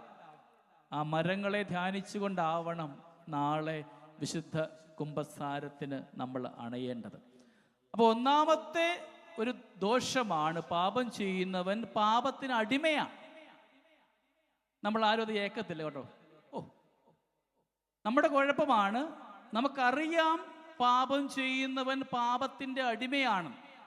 പക്ഷെ ഞാൻ അടിമയാണെന്ന ബോധം എനിക്കുണ്ടാവുന്നില്ല. ഞാൻ അടിമയല്ല എന്ന ചിന്തയിലാണ് നമ്മൾ ഓരോരുത്തരും കഴിച്ചു കൂട്ടുക. പാപം ചെയ്യുന്നവൻ ഒന്നാമത്തെ ദോഷമാണ്, പരിണിത ഫലമാണ്, പാപത്തിന് അടിമയാണ്. കുമ്പസാരം പറഞ്ഞു, അനുതാപം ഉണ്ടാവണം, അത് ഏറ്റുപറയണം. പാപത്തെക്കുറിച്ച് പറയുമ്പോൾ പാപത്തിൻ്റെ പരിണിത ഫലമാണ് നമ്മൾ ആ പാപത്തിൻ്റെ അടിമയായി പോകും. ആ പാപത്തിൻ്റെ എല്ലാ സ്വഭാവങ്ങളും അതിൻ്റെ കൂടെ ബോണസായിട്ട് വരുന്നു. ഉദാഹരണം പറയാം. തലശ്ശേരിലെങ്ങാണ്ട് പണ്ട് പാമ്പ്ളാനി പിതാവ് പറഞ്ഞതാ. തലശ്ശേരിലെങ്ങാണ്ട് ഒരു അമ്മച്ചി പെട്ടെന്ന് കുടുംബ പ്രശ്നം ഉണ്ടായപ്പോൾ റബ്ബർ വെച്ചിരുന്ന ആസിഡ് എടുത്തങ്ങ് കുടിച്ചു. ഒരു ആവശ്യത്തിൽ കാണിച്ചതാ. കുടുംബകല ഉണ്ടായപ്പോൾ എന്തോ ദേഷ്യം വന്നു. വീട്ടിൽ ആസിഡ് ഉണ്ട്, റബ്ബർ കാച്ചുന്നു, റബ്ബറിനകത്ത് കലക്കുന്നു. ആവശ്യത്തിൽ കുടിച്ചു. അമ്മയുടെ മുഖം അങ്ങ് പൊള്ളി. താടി ഇപ്പോൾ ഇല്ല. ഇങ്ങനെ എപ്പോഴും അമ്മ ചിരിയാ, 70 ചിരിയാ. എപ്പോൾ നോക്കിയാലും സങ്കടമാണേലും അമ്മ ചിരിക്കും. കാരണം താടിയില്ല, ഈ പല്ല് മാത്രമേ ഉള്ളൂ. പൊള്ളിപ്പോയി. പിന്നെ അമ്മയ്ക്ക് നാണമായി, മരിച്ചില്ല ഏതായാലും, പള്ളിയിലൊക്കെ പോകുമ്പോൾ നാണക്കേടാ. പിതാവെന്ന അച്ഛനാണ്. പിതാവിനോട് ചോദിച്ചെന്നാ പറഞ്ഞ്, എൻ്റെ പൊന്നച്ചോ പാമ്പ്ലാനി അച്ഛ, ചതിച്ചതല്ല ദൈവം എന്നെ, ഇത്രയും പ്രാർത്ഥിക്കുന്നു ഞാൻ, ഇത്രയും അങ്ങനെയൊക്കെ ആയിട്ട് എന്നെ ദൈവം ഇങ്ങനെ ആക്കിയത്. ഞാൻ പാമ്പ്ലാനി ഒരു ശൈലിയുണ്ട്, സാധാ ശൈലി പറഞ്ഞു, എൻ്റെ പൊന്ന് എടുത്തി, അത് ആസിഡിൻ്റെ സ്വഭാവമാണ് പൊള്ളിക്കുക എന്നുള്ളത്. ദൈവമല്ല നിങ്ങളുടെ മോന്തായം പൊള്ളിച്ചത്. നിങ്ങൾ കഴിച്ച ആസിഡിൻ്റെ സ്വഭാവമാണ് അത് പൊള്ളിക്കുക എന്നുള്ളത്. അതുകൊണ്ടാണ് പൊള്ളിയത്. നമ്മൾ പാപം ചെയ്യുമ്പോൾ ആ ഓരോ പാപത്തിനും ഒരു പരിണിത ഫലമുണ്ട്, അതിൻ്റെ കൂടെ അതുണ്ടാവും. തൽക്കാലം ഇങ്ങനെ വളർത്തുമായിരിക്കും, പിടിക്കപ്പെടാതെ പോകുമ്പോൾ നിങ്ങൾ അധപ്പതിക്കുന്നൊരു സമയമുണ്ട്, ഒരിക്കലും പിടിച്ചു കയറാൻ പറ്റാത്ത രീതിയിൽ. അത് പാപത്തിന് വളം വയ്ക്കുന്നു. നമ്മൾ ജയിലിൽ കുർബാനയ്ക്ക് പോകുമ്പോൾ ചില മക്കളൊക്കെ ഓടി വരും കുമ്പസാരിക്കാനായിട്ട്. അപ്പം നമ്മൾ പറയും, മക്കളെ ക്ഷമിക്കടാ, പോട്ടടാ, നീ പ്രാർത്ഥിക്കടാ. ചിലർക്കെങ്കിലും ക്ഷമിക്കപ്പെടാത്ത ഒരേ ഒരു വ്യക്തിയേ ഉള്ളൂ, അത് അവരുടെ അമ്മയാണ്. ജയിലിലുള്ള പല മക്കളുടെയും ജീവിതത്തിൽ കണ്ട ഒരു പാഠമാണ്, എല്ലാവരോടും ക്ഷമിക്കും അവർ, ക്ഷമിക്കപ്പെടാൻ പറ്റാത്ത ഒരു വ്യക്തി പലപ്പോഴും അവരുടെ അമ്മമാരാണ്. ചെറുപ്പകാലത്ത് പാപം ചെയ്യുമ്പോൾ, കള്ളത്തരം കാണിക്കുമ്പോൾ, കളവ് കാണിക്കുമ്പോൾ അതിങ്ങനെ താലോലിച്ചുകൊണ്ട് സാരമില്ല പോട്ടെ എന്ന് മറച്ചു പിടിക്കാൻ ഈ അമ്മ ആഗ്രഹിച്ചത് കൊണ്ടാണ് ഇന്ന് ഈ പുത്രൻ ജയിലിലായിരിക്കുന്നത്. അമ്മമാരുടെ വീട്ടിലെ ഭാഷ, ശബ്ദം നിലച്ച ഇടങ്ങൾ അനുഗ്രഹത്തിൻ്റെ തടസ്സമായി മാറുകയാണ്. തിരുത്തുവാനുള്ള ഒരു ധൈര്യമുണ്ടാവണം. അത് എൻ്റെ മോനാണ് നിൻ്റെ മോനെന്ന് പറയാതെ, നമ്മുടെ കുഞ്ഞുങ്ങൾ പാവത്തിൽ വീഴുമ്പോൾ, എവിടെങ്കിലുമൊക്കെ കണ്ണുപാളിപ്പോകുമ്പോൾ അത് മനസ്സിലാക്കാനുള്ളൊരു തൻ്റെ ഇടമുണ്ടാവണം അമ്മമാർക്കും അപ്പന്മാർക്കും ഒക്കെ. അതിനെ ഇങ്ങനെ പൊടിപ്പും തൊങ്ങലും വെച്ചുകൊണ്ട് മറച്ചു പിടിച്ചു പോകുന്നതല്ലാതെ, തെറ്റു ചെയ്യുമ്പോൾ ശാസിക്കാനുള്ള ഒരു ധൈര്യമുണ്ടാവണം മാതാപിതാക്കൾക്ക്.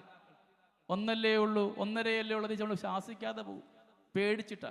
പൊക്കോട്ടെ അങ്ങനെയുള്ളത്, ഒന്നേ ഉള്ളെങ്കിലും ഒലയ്ക്കടിക്കണമെന്നാണ് കാർന്നമ്മ പറഞ്ഞല്ലേ. തെറ്റ് ചെയ്യുമ്പോൾ മക്കളെ ശാസിക്കണം, തിരുത്തണം, സ്നേഹത്തിൻ്റെ ഭാവത്തിൽ കേട്ടോ, പിണങ്ങിയിട്ടൊന്നും ആവില്ല. സ്നേഹത്തിൻ്റെ ഭാവത്തിൽ അവരെ തിരുത്തുവാനുള്ള ഒരു നന്മ നമുക്കുണ്ടാവണം. അതാണ് അനുഗ്രഹം. ഇപ്പൊ ഒന്നാമത്തെ പരിണിത ഫലമാണ് പാപം നമ്മളെ അടിമകളാക്കുന്നു.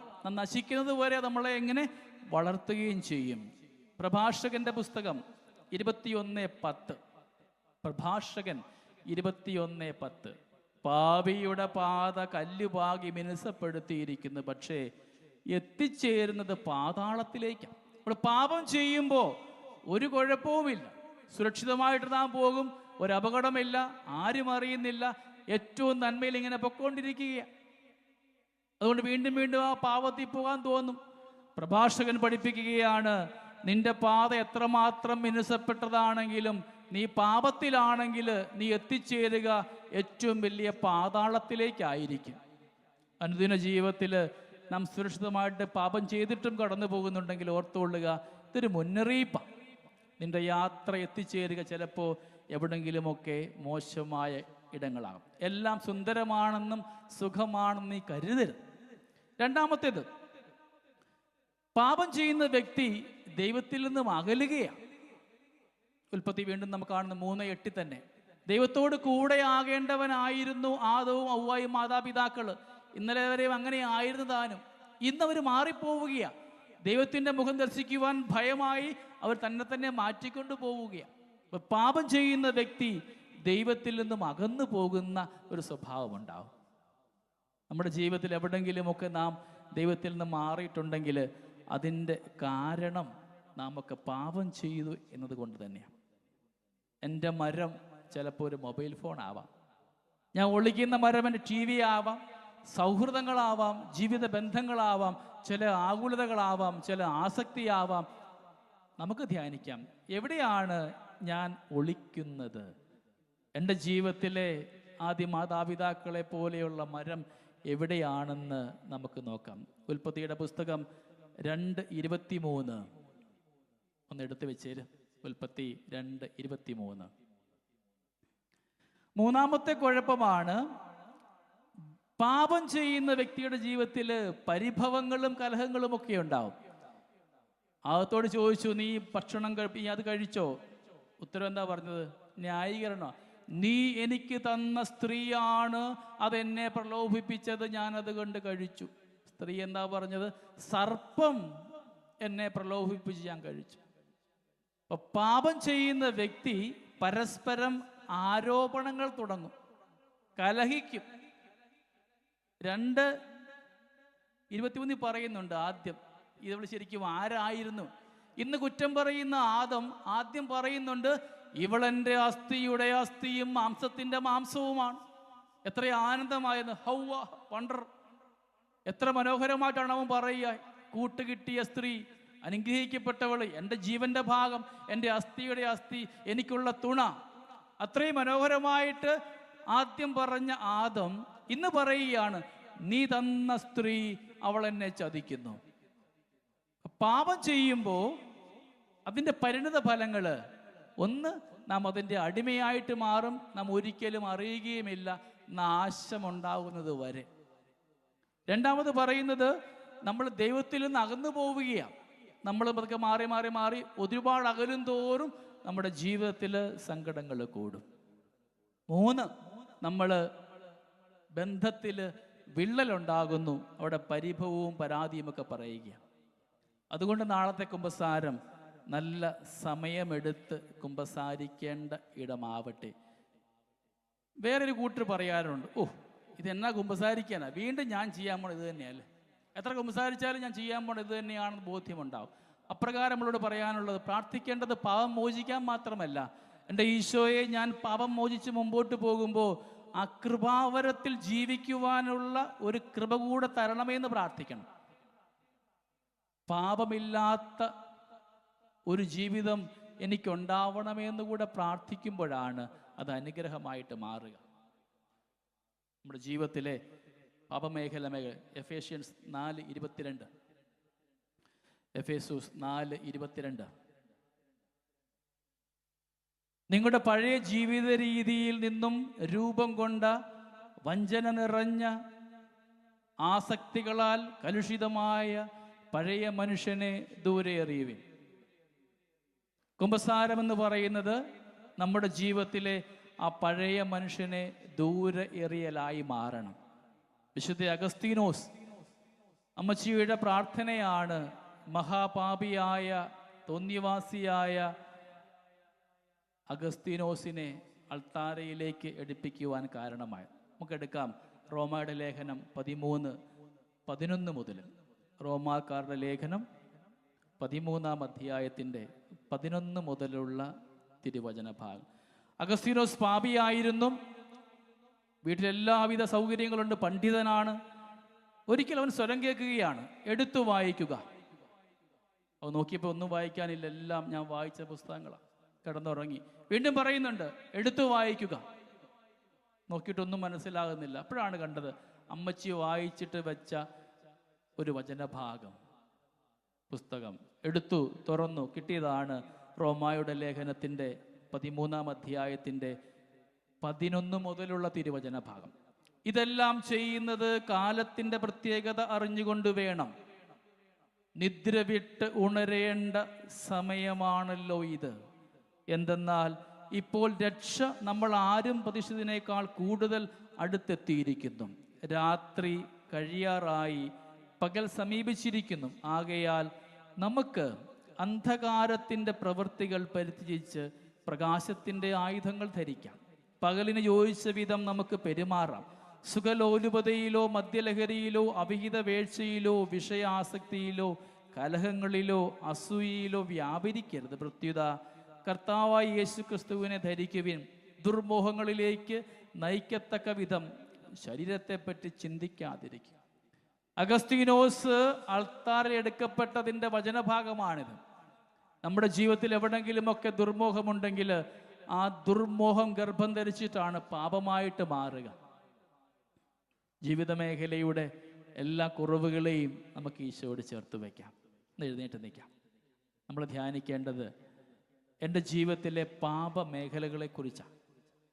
എവിടേക്കാണ് എനിക്ക് പാപസാധ്യതകൾ ഉണ്ടായത്? ഗാനം ആലപിക്കുമ്പോൾ ഈശോയുടെ മുമ്പിൽ അണയാനായിട്ട് ഒരു നിമിഷം തരുമേ എന്നൊരു ഗാനമാണ്. നാളത്തെ കുമ്പസാരം അപ്രകാരമാവണം. തമ്പുരാന്റെ സന്നിധിയിൽ നമ്മളെ ഒന്ന് ചേർത്ത് വയ്ക്കുവാൻ, എന്നെ കേൾക്കുവാനായിട്ട് ഉള്ള ഇടം കുമ്പസാരക്കൂട് മാത്രമാണ്. ആ കുമ്പസാരക്കൂടിനെ അണയുമ്പോൾ ഈ ഗാനത്തിൻ്റെ ഈരടികൾ നമ്മുടെ മനസ്സിലുണ്ടാവണം. ഞാനാണ് ഈശോയുടെ കുരിശിന് ഭാരമേറ്റിയത്. എത്രമാത്രം കഠിനമായ പാപം എനിക്കുണ്ടാകുമ്പോഴും എന്നെ വിശുദ്ധീകരിക്കുന്ന ഒരു ദൈവം, എന്നെ കേൾക്കുവാനായിട്ട് മനസ്സ് കാണി ആ തമ്പുരാന്റെ സന്നിധിയിൽ ഒരു നിമിഷം അണയുവാൻ, ഒന്ന് ഏറ്റുപറയുവാനുള്ള ഒരു നന്മയോടുകൂടെ നമുക്ക് ചിലക്ക് ഒരു ഉന്മേഷമാണ് കേട്ടോ. നമ്മൾ ചുമ്മാ തളർന്നു നിൽക്കാതെ ശരീരമൊക്കെ ഒന്ന് ഇളക്കി, കൈകൊട്ടാൻ പറയുമ്പോൾ കൈകൊട്ടി, മനസ്സിലെ ചിന്തകളൊക്കെ ഒന്ന് മാറ്റി ആസ്വദിച്ചുകൊണ്ട് എൻ്റെ ദൈവം എന്നെ വിളിച്ചതാണെന്നുള്ള ഒരു അരൂപിയിൽ ആത്മാവിൻ്റെ നിറവുള്ളവന് അടങ്ങിയിരിക്കാൻ പറ്റത്തില്ല. പരിശുദ്ധ അമ്മ മാതാവിലേക്ക് ആത്മാവ് വന്നു, അമ്മ ഓടിപ്പോവുകയാണ് ശുശ്രൂഷയ്ക്ക് വേണ്ടി. പതുക്കെ പോയല്ല, തിടുക്കത്തിൽ പോകുന്നൊരു അമ്മയാണ്. അപ്പം ആത്മാവിൻ്റെ ആവാസം നമുക്കൊരു ഊർജ്ജമുണ്ടാവണം. ആദ്യം പറഞ്ഞു, ആരാണ് സുബോധമില്ലാത്തവൻ? വെളിപാട് 3:15-17 മന്നോഷ്ണൻ. അത്ര തണുപ്പോ ചൂടോ ഇല്ലാത്തവരായി മാറാതെ ഏറ്റവും നന്മയിലും ഊർജത്തോടു കൂടെ നമുക്ക് ഈ ഗാനം ദൈവത്തിന് പൂർണ്ണമായിട്ട് സമർപ്പിക്കാം.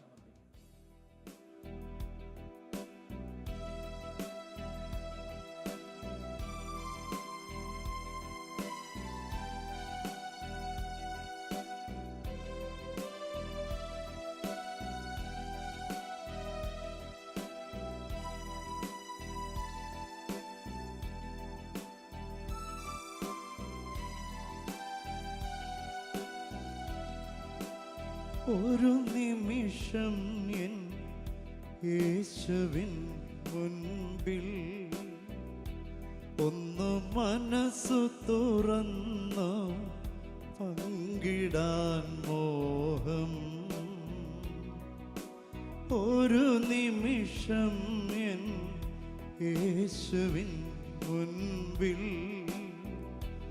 ഒന്ന് മനസ്സു തുറന്നു പങ്കിടാൻ മോഹം. കണ്ണുകൾ അടച്ച് ഇരു കരങ്ങളും ചങ്കോട് ചേർത്ത് വെച്ച് കഥനമേറുമെൻ കഥ പറയുമ്പോ കരുണയോടത് മുഴുവൻ കേൾക്കാൻ നാഥാ നീ മാത്രം എന്നെ കാത്തിരുന്നിതുവരെയും. ക്രൂശിൽ നീ ചേർത്തു എൻ്റെ രോഗദുരിതങ്ങളെല്ലാം. നമ്മുടെ ജീവിതത്തിലെ എല്ലാ ബലഹീനതകളെയും ചേർത്ത് വയ്ക്കാം. എന്നെ കേൾക്കുവാനായിട്ട് കാതോർത്തിരിക്കുന്ന ഒരു ഈശോയൻ, ആ ഈശോയിലേക്ക് എൻ്റെ സങ്കടങ്ങളും കഥനകഥകളും ഒക്കെ ഏറ്റുപറയുവാൻ. എത്രമാത്രം നൊമ്പരങ്ങൾ ഉണ്ടാകുമ്പോഴും എന്നെ കേൾക്കുവാനായിട്ട് കാതോർക്കുന്ന ഒരു ദൈവം നമ്മുടെ കൂടെയുണ്ട്. ആ ഈശോയിലേക്ക് എല്ലാം ഏറ്റുപറയുവാനായിട്ട് നമ്മുടെ കഥനത്തിൻ്റെ കഥകളും ഈശോയോട് ഏൽപ്പിച്ചിട്ട് കാരുണ്യം അനുഭവിക്കുവാനായിട്ട് നമുക്ക് ആഗ്രഹിച്ച് പ്രാർത്ഥിക്കാം.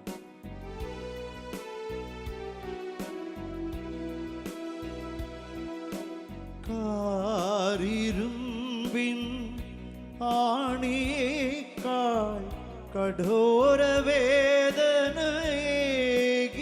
ഞാൻ ഏറെ നാളായി പാപം ചെയ്ത് നിനക്കു മുൾമുടി മെനഞ്ഞു ഞാൻ. കാരിരുമ്പിൻ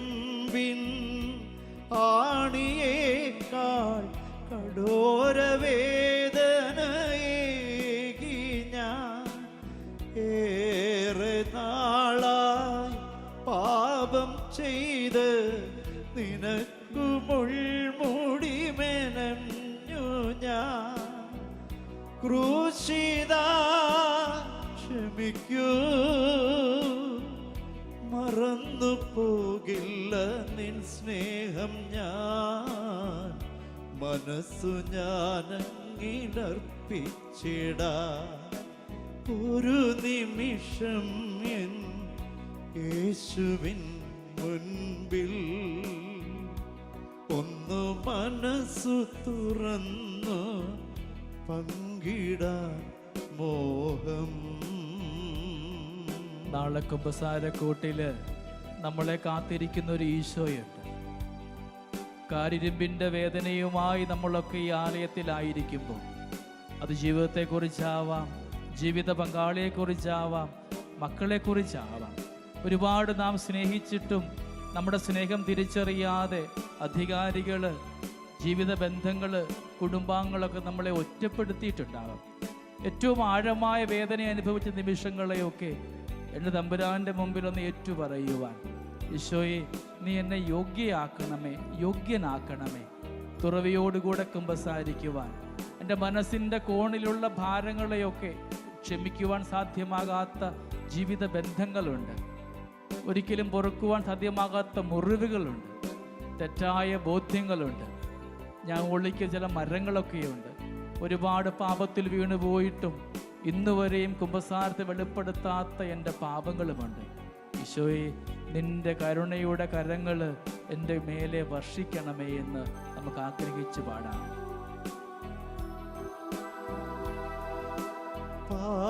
പാപമെന്നിൽ ഇല്ല എന്ന് നിരന്തരം ഞാനോർത്തുപോ, നീതിമാനായി ഞാൻ ചമഞ്ഞു ചെയ്യേണ്ട നന്മകൾ മറന്നുപോ. യേശുവേ കനിയൂ, അകന്നു പോകാതെ നിന്നാത്മനെ പകരണേ എന്നും എൻ ജീവനിൽ. ഒരു നിമിഷം എൻ യേശുവിൻ മുൻപിൽ ഒന്ന് മനസ്സു തുറന്നു പങ്കിടാൻ മോഹം. കഥനമേറുമെൻ കഥ പറയുമ്പോൾ കരുണയോടതു മുഴുവൻ കേൾക്കാൻ നാദാ നീ മാത്രം എന്നെ കാത്തിരുന്നിതുവരെയും. ക്രൂശിൽ നീ ചേർത്തു എൻ്റെ രോഗദുരിതങ്ങളെല്ലാം.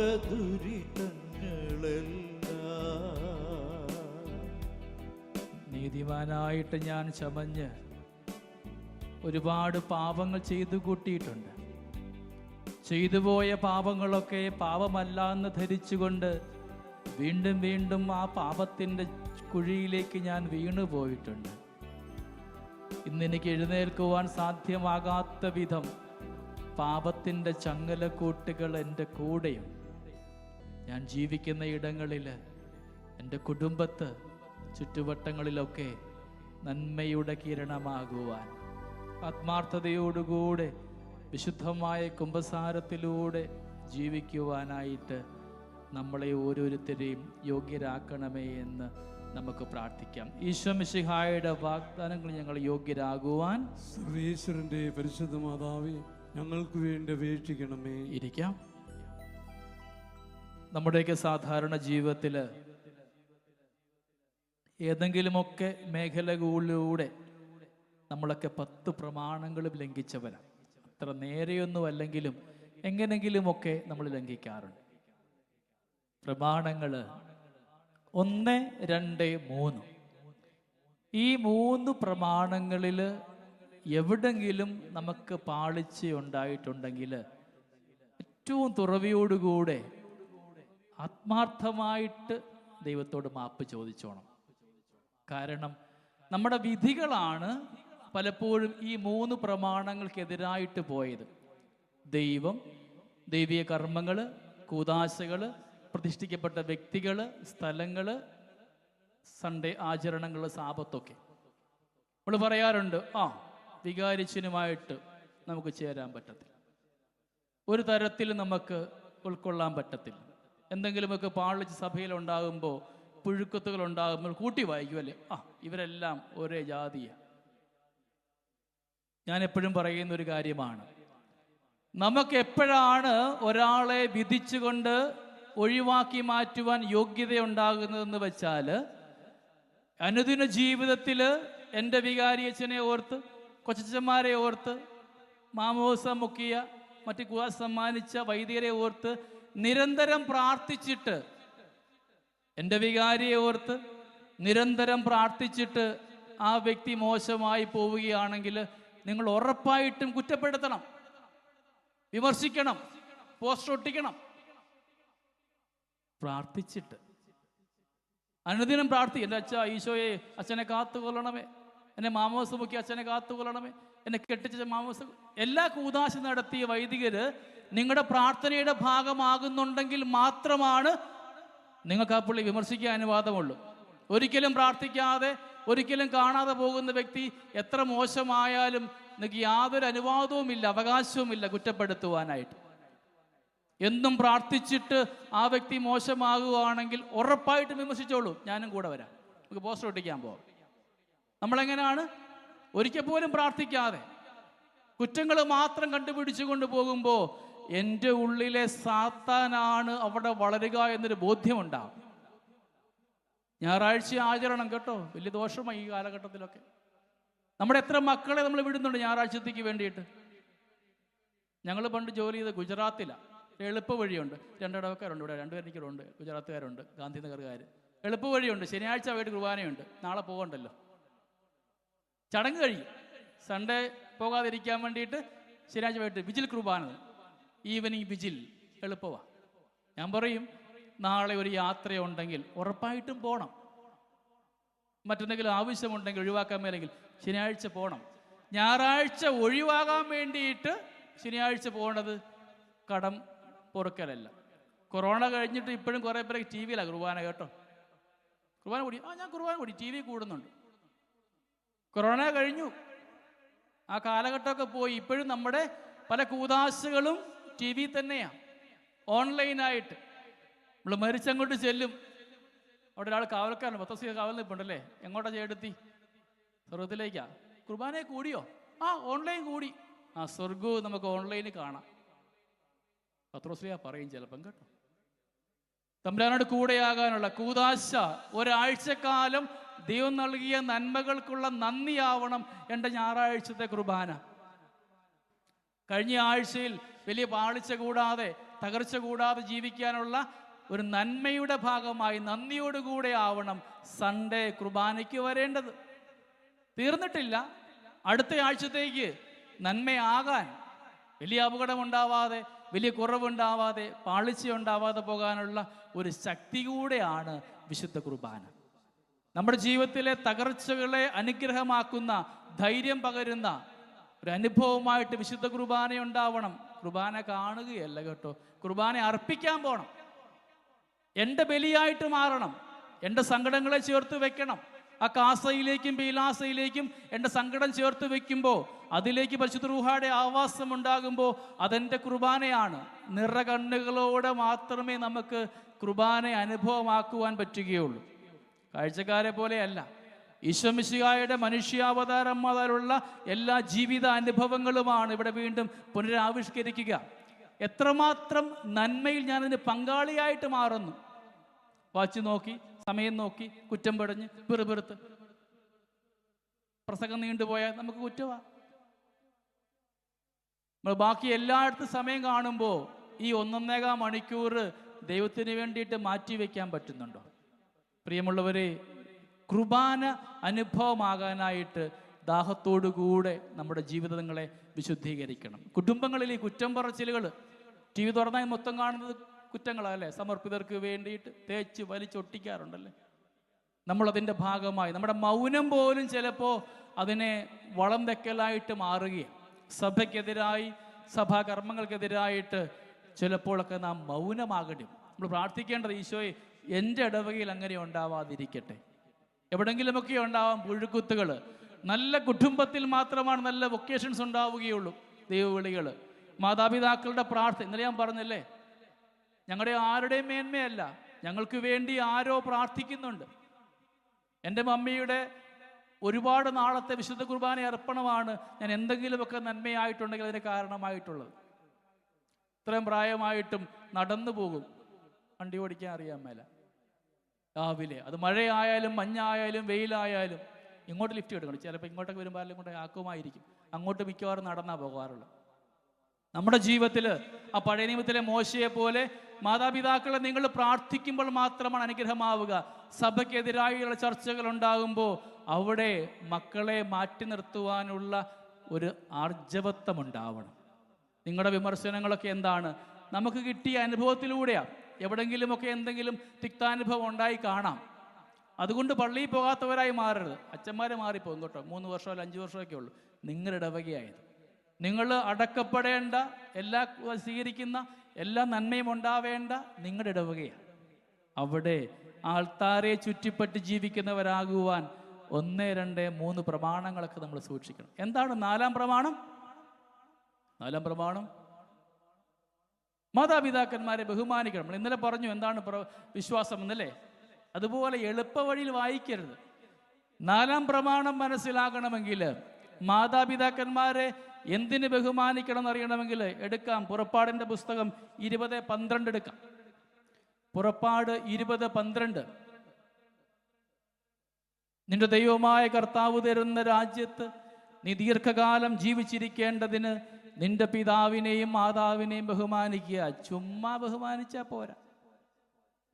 നിന്റെ ആയുഷ്കാലത്ത് നീ എവിടേക്കാകുന്നു അവിടെ ദീർഘായുസ് ഉണ്ടാകുവാനായിട്ട് ആവണം നീ മാതാപിതാക്കന്മാരെ ബഹുമാനിക്കേണ്ടത്. 4-ാം പ്രമാണം എളുപ്പത്തിൽ എഴുതിയ മോശ. അതിൻ്റെ പുറകെ ഒരുപാട് കഥയുണ്ട്. വീണ്ടും പറയുന്നുണ്ട് നിയമാവർത്തനം 5:16. നീ ദീർഘനാൾ ജീവിച്ചിരിക്കുവാനും ദൈവമായ കർത്താവ് തരുന്ന നാട്ടിൽ നിനക്ക് നന്മയുണ്ടാകുവാനും വേണ്ടി അവിടുന്ന് കൽപ്പിച്ചിരിക്കുന്നത് പോലെ പിതാവിനെയും മാതാവിനെയും ബഹുമാനിക്കുക. നിയമാവർത്തനം 5:33. നിങ്ങൾ ജീവിച്ചിരിക്കുവാനും നിങ്ങൾക്ക് നന്മയുണ്ടാകുവാനും നിങ്ങൾ കൈവശമാക്കുന്ന ദേശത്ത് ദീർഘനാൾ വസിക്കുവാനും വേണ്ടി നിങ്ങളുടെ ദൈവമായ കർത്താവ് കൽപ്പിച്ചിരിക്കുന്നത് പോലെ മാതാപിതാക്കന്മാരെ ബഹുമാനിക്കണം. പ്രഭാഷകൻ 3:16. പിതാവിനെതിരായിട്ട് ഒരു സങ്കടവും നാം കൊടുക്കരുതെന്ന് പറയുന്നു. മത്തായി 15:4. അത് തന്നെ മാർക്ക് 7:10 പിതാവിനെയോ മാതാവിനെയോ അധിക്ഷേപിക്കുന്നവൻ മരിക്കണം. എഫേസൂസ് 6:2 നിങ്ങൾക്ക് നന്മ കൈവരുന്നതിനും ഭൂമിയിൽ ദീർഘകാലം ജീവിക്കുന്നതിനും വേണ്ടി മാതാവിനെയും പിതാവിനെയും ബഹുമാനിക്കുക. വീണ്ടുമുണ്ട് കൊളോസിയൻസ് 3:20. അപ്പൊ എളുപ്പത്തിൽ അങ്ങ് പറഞ്ഞാൽ പോരാ മാതാവിനെയും പിതാവിനെയും ബഹുമാനിക്കണമെന്ന്. എന്തിനാണ്? നിന്റെ ജീവിതത്തിൽ അനുഗ്രഹം ഉണ്ടാകുവാൻ, നിന്റെ പറമ്പിൽ നീ വെക്കുന്ന ചിളിനാമ്പാണെങ്കിലും അത് നല്ല ഫലം തരുവാനായിട്ട്, നിന്റെ ആടുമാടുകൾ നന്മയുടേതായി മാറുവാൻ, നിന്റെ കുഞ്ഞുങ്ങളുടെ ജീവിതയിടങ്ങൾ നന്മയുടേതാകുവാൻ, അവരുടെ വഴിത്താരയിൽ പതിയിരിക്കുന്ന അപകടങ്ങളെ മറികടന്നു പോകുവാനുള്ള വിശ്വാസവും വിശുദ്ധിയും ഉണ്ടാകണമെങ്കിൽ നീ അത് വീട്ടിൽ കാണിച്ചു കൊടുക്കണം. നീ മാതാവിനെയും പിതാവിനെയും ബഹുമാനിക്കുമ്പോൾ മാത്രമാണ് നിന്റെ ജീവിതത്തിൽ നന്മയുണ്ടാവുക, അനുഗ്രഹമുണ്ടാവുക, കൃപയുണ്ടാവുക. പ്രിയമുള്ളവരെ, ഇന്നൊരുപാട് കുടുംബങ്ങളിൽ ഇന്നലെ പറഞ്ഞല്ലേ ഒരു കൃഷ്ണൻകുട്ടിയുടെ കാര്യം. സ്വന്തം മകൻ അപ്പനെതിരായിട്ട് പോക്സോ കേസ് കൊടുത്തവരൊക്കെ ഇന്ന് അപ്പനും അമ്മയൊക്കെ ഭാരമാകുന്ന ഒരു കാലഘട്ടമാണ്. ഒരിക്കൽ പോലും സന്തോഷം അനുഭവിക്കാതെ മക്കൾക്ക് വേണ്ടി എല്ലാം ത്യജിച്ച് പട്ടിണി കിടന്ന് പാമ്പിനോടും പന്നിയോടും ഒക്കെ മറുതലിച്ച് ബുദ്ധിമുട്ടിച്ച് യുദ്ധം ചെയ്ത് എന്തൊക്കെയോ നേടിയെടുത്ത് മക്കളെ നന്മയിലാക്കിയപ്പോൾ മക്കൾ ഇന്ന് അവരുടെ പാട് നോക്കിപ്പോയിരിക്കുക. കുടുംബത്തിൽ പ്രാർത്ഥന കുറയുന്നിടത്താണ് ഇതുപോലെയുള്ള സങ്കടങ്ങൾ ഉണ്ടാവുക. പ്രിയമുള്ളവരെ, നമ്മുടെ ജീവിതം അനുഗ്രഹമാകണമെങ്കിൽ കുടുംബങ്ങളിൽ നമ്മുടെ ജീവിതം വിശുദ്ധിയുടേതായിട്ട് തീർക്കണം. പരസ്പരം ബഹുമാനിക്കുന്ന മാതാപിതാക്കളുള്ളിടത്താണ് നല്ല കുഞ്ഞുങ്ങളുണ്ടാവുകയുള്ളൂ. അമ്മയെ മാനിക്കുന്ന അപ്പനുണ്ടാവണം. അപ്പൻ്റെ കുറവ് വെട്ടി വിളമ്പുന്ന അമ്മയാവരുത്. കുറവുകളൊക്കെ ഉണ്ടാവാം. നിന്റെ ജീവിതത്തിലെ കുറവുകളാണ് നിനക്ക് ദൈവത്തോട് ഏറ്റവും അടുക്കുവാനുള്ള കാരണം. ആ ഒരു ഓർമ്മ നമുക്കുണ്ടാവണം. നമുക്ക് ധ്യാനിക്കാം എന്തെല്ലാമാണ് നമ്മുടെ കുമ്പസാരത്തെക്കുറിച്ച് പറയുമ്പോൾ നമ്മൾ ചെയ്യേണ്ട ചില കാര്യങ്ങൾ. എങ്ങനെ നമുക്കൊരു നല്ല കുമ്പസാരം ചെയ്യാം? ഓടിച്ച് വായിക്കും. കുറച്ച് കാര്യങ്ങളുണ്ട്. നമ്മുടെ സ്വഭാവങ്ങൾ ആരുടെയെങ്കിലും മരണത്തിന് കാരണമായിട്ടുണ്ടോ? എൻ്റെ ചിന്താഗതിയോ ഭാഷയോ സ്വഭാവങ്ങളോ വികാരങ്ങളോ ആരുടെയെങ്കിലും നല്ല നടപ്പിന് തടസ്സമായിട്ടുണ്ടോ? അവൻ്റെ പേരിന് തടസ്സമായിട്ടുണ്ടെങ്കിൽ നമുക്ക് ആത്മാർത്ഥമായിട്ട് നാളെ മാപ്പ് ചോദിക്കാം. ആരുടെയെങ്കിലും ജീവൻ എടുക്കുവാൻ, അത് കൊല്ലണമെന്നില്ല, നാവ് കൊണ്ടാവാം, ആരോപണങ്ങൾ കൊണ്ടാവാം, കുത്തുവാക്ക് കൊണ്ടാവാം, അവയെ ഉണ്ടെങ്കിൽ നമുക്ക് തിരുത്താൻ പരിശ്രമിക്കാം. അതുപോലെ മറ്റുള്ളവരുടെ ജീവൻ തടസ്സമായിട്ടുണ്ടെങ്കിൽ രക്തച്ചൊരിച്ചിൽ, നമുക്കറിയാം ഗത്സമൻ തോട്ടത്തിൽ ഈശോമിശിഹായുടെ രക്തം വിയർക്കുന്നുണ്ട്. അണലി കടിച്ചാൽ മാത്രമാണ് രക്തം വിയർക്കുക, അല്ലേ? സയൻസ് പഠിച്ചറിയാം. എത്രയും മാരകമായ തീവ്രമായ ജീവിതാനുഭവം കൊടുക്കുമ്പോഴാണ് ഒരാളുടെ രക്തച്ചൊരിച്ചിലുണ്ടാവുക. ഏതെങ്കിലും വ്യക്തിയുടെ നിലവിളി, ശാപം, കണ്ണുനീര്, രക്തം നമുക്കെതിരെ ഉണ്ടായിട്ടുണ്ടെങ്കിൽ സങ്കടം. എല്ലാവരും ചോദിക്കുക, അച്ഛാ ഈ ശാപങ്ങളൊക്കെ ഉണ്ടോ? പൂർവികന്മാരുടെ പാപത്തിൻ്റെ ശാപമുണ്ടോ? ഈശോമിശിഹായുടെ മരണം എല്ലാത്തിനും ഒരു പ്രതിവിധി നമുക്കറിയാം. ആദം മുതൽ ഈശോ വരെയുള്ള എല്ലാവർക്കും, ഈശോ മുതൽ ജനിക്കാൻ മുതൽ കുഞ്ഞു വരെ എല്ലാവരുടെയും പാപത്തിൻ്റെ പരിഹാരമാണ് ഈശോയുടെ കാൽവരി മരണം. എന്നിരുന്നാലും നിന്റെ ജീവിതയാത്രയിൽ നിഷ്കളങ്ക രക്തം വീണിട്ടുണ്ടെങ്കിൽ, ആരുടെയെങ്കിലും കണ്ണുനീര് ഇന്ന് നിന്റെ യാത്രയിൽ ഉണ്ടാകുന്നുണ്ടെങ്കിൽ, ഏതെങ്കിലും നിലവിളി ഉണ്ടെങ്കിൽ അത്ര എളുപ്പമായിട്ട് പോകത്തില്ല കേട്ടോ. അത് പരിഹരിക്കാതെ നമ്മുടെ കുടുംബത്ത് സമാധാനമുണ്ടാവുകയില്ല. എല്ലാം തുടങ്ങി വയ്ക്കാൻ പറ്റും. ശുഭകരമായിട്ട് പര്യവസാനിക്കണമെങ്കിൽ നമ്മുടെ ജീവിതത്തിൻ്റെ വഴിത്താരയിലെ അപകടങ്ങളെയും പാളിച്ചകളെയും തെറ്റുകളെയും ഒക്കെ വിശുദ്ധമായ കുമ്പസാരത്തിലൂടെ ഏറ്റുപറഞ്ഞ്, അനുതാപത്തോടുകൂടെ ഏറ്റുപറഞ്ഞുകൊണ്ട് ശുദ്ധീകരണം നാം എടുക്കണം. നമ്മുടെ നേട്ടത്തിന് വേണ്ടിയിട്ട്, പേരിനും പെരുമയ്ക്കും വേണ്ടി ആരെങ്കിലുമൊക്കെ നാം ഉപയോഗിച്ചിട്ടുണ്ടോ? കുഞ്ഞുങ്ങൾ ദൈവത്തിൻ്റെ ദാനമാണ്. മനഃപൂർവ്വം എവിടെങ്കിലുമൊക്കെ ദൈവം നൽകിയ ദാനത്തെ വേണ്ടാന്ന് വെച്ച് നമ്മൾ ജീവിച്ചു പോയിട്ടുണ്ട്. അബോർഷൻ തുടങ്ങിയ പാപമേഖലയിൽ നമ്മൾ കൂടെ നിന്നോ, കാരണക്കാരായോ, പ്രേരിപ്പിച്ചോ, അപ്പൻ, അമ്മ, അമ്മായിയമ്മ, കൂട്ടുകാർ, സൗഹൃദങ്ങളൊക്കെ നമ്മൾ നോക്കിയിട്ടുണ്ട്. എന്തെങ്കിലുമൊക്കെ ജീവിതം വേണ്ട, ചില സങ്കടങ്ങൾ ഉണ്ടാകുമ്പോൾ, ഒറ്റപ്പെടലുണ്ടാകുമ്പോൾ ജീവിതം മടുത്തു തോന്നിയിട്ടുണ്ടോ? ദൈവം നൽകിയ ദാനമാണ് ജീവിതം. ആ ജീവിതം ജീവിച്ചു തീർക്കുവാനുള്ള കൃപയും ദൈവം സമ്മാനിക്കുന്നുണ്ട്. നമ്മുടെ കണ്ണുനീര് കൊണ്ട് മൂടുപടമായി കണ്ണു മങ്ങിയപ്പോഴാണ് ദൈവം നൽകിയ മാലാഖമാരെ തിരിച്ചറിയാതെ നമ്മൾ ജീവിതം അവസാനിപ്പിക്കുവാനായിട്ട് പരിശ്രമിച്ചത്. ആൾക്കാരെ വെറുക്കുന്നത്, എത്ര നോക്കിയാലും ചിലരെ നമുക്ക് ഉൾക്കൊള്ളാൻ പറ്റും. ഒരു കാരണമില്ലെങ്കിലും ചില ആൾക്കാരോട് നമുക്ക് സ്നേഹിക്കാൻ പറ്റും. വെറുപ്പോടുകൂടെ മാത്രമേ നമുക്ക് അവരെ കാണാൻ പറ്റുകയുള്ളൂ. അസൂയയുടെ മനോഭാവം, എൻ്റെ കൂടപ്പറപ്പ് വളരുമ്പോൾ, എൻ്റെ അയൽവക്കത്ത് വലിയ വീടുണ്ടാകുമ്പോൾ എനിക്ക് ബുദ്ധിമുട്ടാണ്. നമ്മൾ മതിൽ കെട്ടുമല്ലേ? എന്താ മതിലിൻ്റെ ഫുൾ ഫോം? മതിൽ. മതി ഇതിലെ, എൻ്റെ സ്നേഹമൊക്കെ മതിയാക്കിയോ, ഞാൻ മതിൽ കെട്ടിയിരിക്കുകയാണ്, മതി ഇതിലെ, ഇങ്ങോട്ടിനിയും എഴുന്നള്ളണ്ട. ഞങ്ങളുടെ സ്നേഹാശ്രമത്തിൽ എല്ലാവരും വലിയ ജയിൽ പുള്ളികളൊക്കെയാണ്. 10-20 വർഷം ജയിലിൽ കിടന്നവരൊക്കെയാണ്. ഒരു പ്രത്യേകത, ഞങ്ങളുടെ ആശ്രമത്തിൽ പ്രത്യേകത എന്ന് പറഞ്ഞാൽ സ്നേഹാശ്രമത്തിന് മതിലുകളില്ല. ഞങ്ങളുടെ മതിൽ ഞങ്ങളുടെ അയലോക്കാരായിട്ടുള്ള വീടുകളാണ്. സാധാരണക്കാർ എല്ലാം കുടിയേറ്റക്കാർ, ചങ്ങനാശ്ശേരി, കാഞ്ഞിരപ്പള്ളി, പാലാകുന്നവരൊക്കെയാണ്. ഞങ്ങളുടെ സ്നേഹാശ്രമത്തിൻ്റെ മതിലെന്ന് പറയുന്നത് ചുറ്റുവട്ടങ്ങളുടെ വീടാണ്. ഗേറ്റില്ല, എപ്പോഴും തുറന്നു കിടക്കുക, ആർക്കും വരാം, ആർക്കും പോകാം. നമ്മുടെ ജീവിതങ്ങൾ അങ്ങനെയായിട്ട് മാറുന്നുണ്ട്. ഞാൻ മതിൽ കെട്ടി, മതി ഇതിലെ എന്ന് പറയുന്ന സ്വഭാവമാണോ? അതോ വാതിൽ എന്താണ്? വാ ഇതിലെ. മതിലുകൾ മാറ്റിയിട്ട് വാതിലുകളായിട്ട് മാറണം. എൻ്റെ കൂടപ്പിറപ്പിൻ്റെ ഉയർച്ചയുടെ മേലെ ഞാൻ കൊട്ടിയടച്ച വാതിലുകൾ ഉണ്ടായിരിക്കാം, ശിലാഹൃദയമാക്കി ഇടങ്ങളുണ്ടാവാം. അസൂയയോടുകൂടെ ഞാൻ എൻ്റെ ജീവിതത്തെ മാറ്റി വച്ചിട്ടുണ്ടെങ്കിൽ, അസഭ്യഭാഷകൾ, നാവെടുത്താൽ അസഭ്യഭാഷ വരും. എത്ര ശ്രമിച്ചിട്ടും മാറുന്നു, അതിന് ശീലമായി പോയിരിക്കുക. ആ ശീലത്തെ മാറ്റിക്കൊണ്ട് എൻ്റെ നാവ് ദൈവനാമത്തിന് മഹത്വമുണ്ടാകുന്നത് മാത്രമാകുവാനായിട്ട് മാറ്റി വയ്ക്കണം. എവിടെങ്കിലുമൊക്കെ എനിക്ക് ശീലങ്ങൾ ഉണ്ടാകുന്നുണ്ടെങ്കിൽ ആശയടക്കം, ഇന്നലെ പറഞ്ഞല്ലേ, ആശയടക്കലാണ്, ആത്മസംയമനമാണ്, ജീവിത വിശുദ്ധീകരണമാണ് ഈ നോമ്പ് കാലമെന്ന് പറയുക.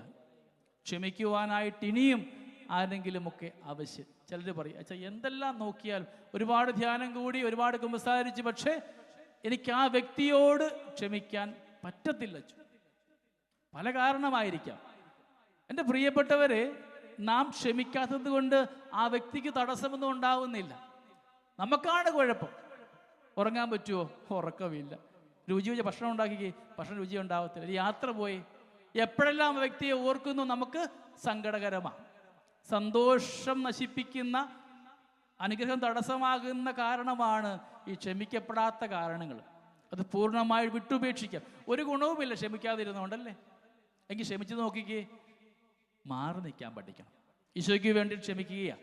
എൻ്റെ ജീവിതത്തിൽ ഏതെങ്കിലും നന്മ കിട്ടാൻ വേണ്ടിയിട്ട്, എൻ്റെ മക്കളുടെ ജീവിതത്തിൽ അനുഗ്രഹം ഉണ്ടാകാനായിട്ട് ഞാൻ ആ വ്യക്തിയോട് ക്ഷമിക്കുന്നു എന്ന് പറയാൻ പറ്റണം. കുമ്പസാരത്തിലെങ്കിലും, അൾത്താരയിലെങ്കിലും, കൂദാശയിലെങ്കിലും പൂർണ്ണ മനസ്സോടുകൂടെ ഇവർ ഗുണമില്ലാത്തവയെ ഉപേക്ഷിക്കാനായിട്ട് പഠിക്കണം.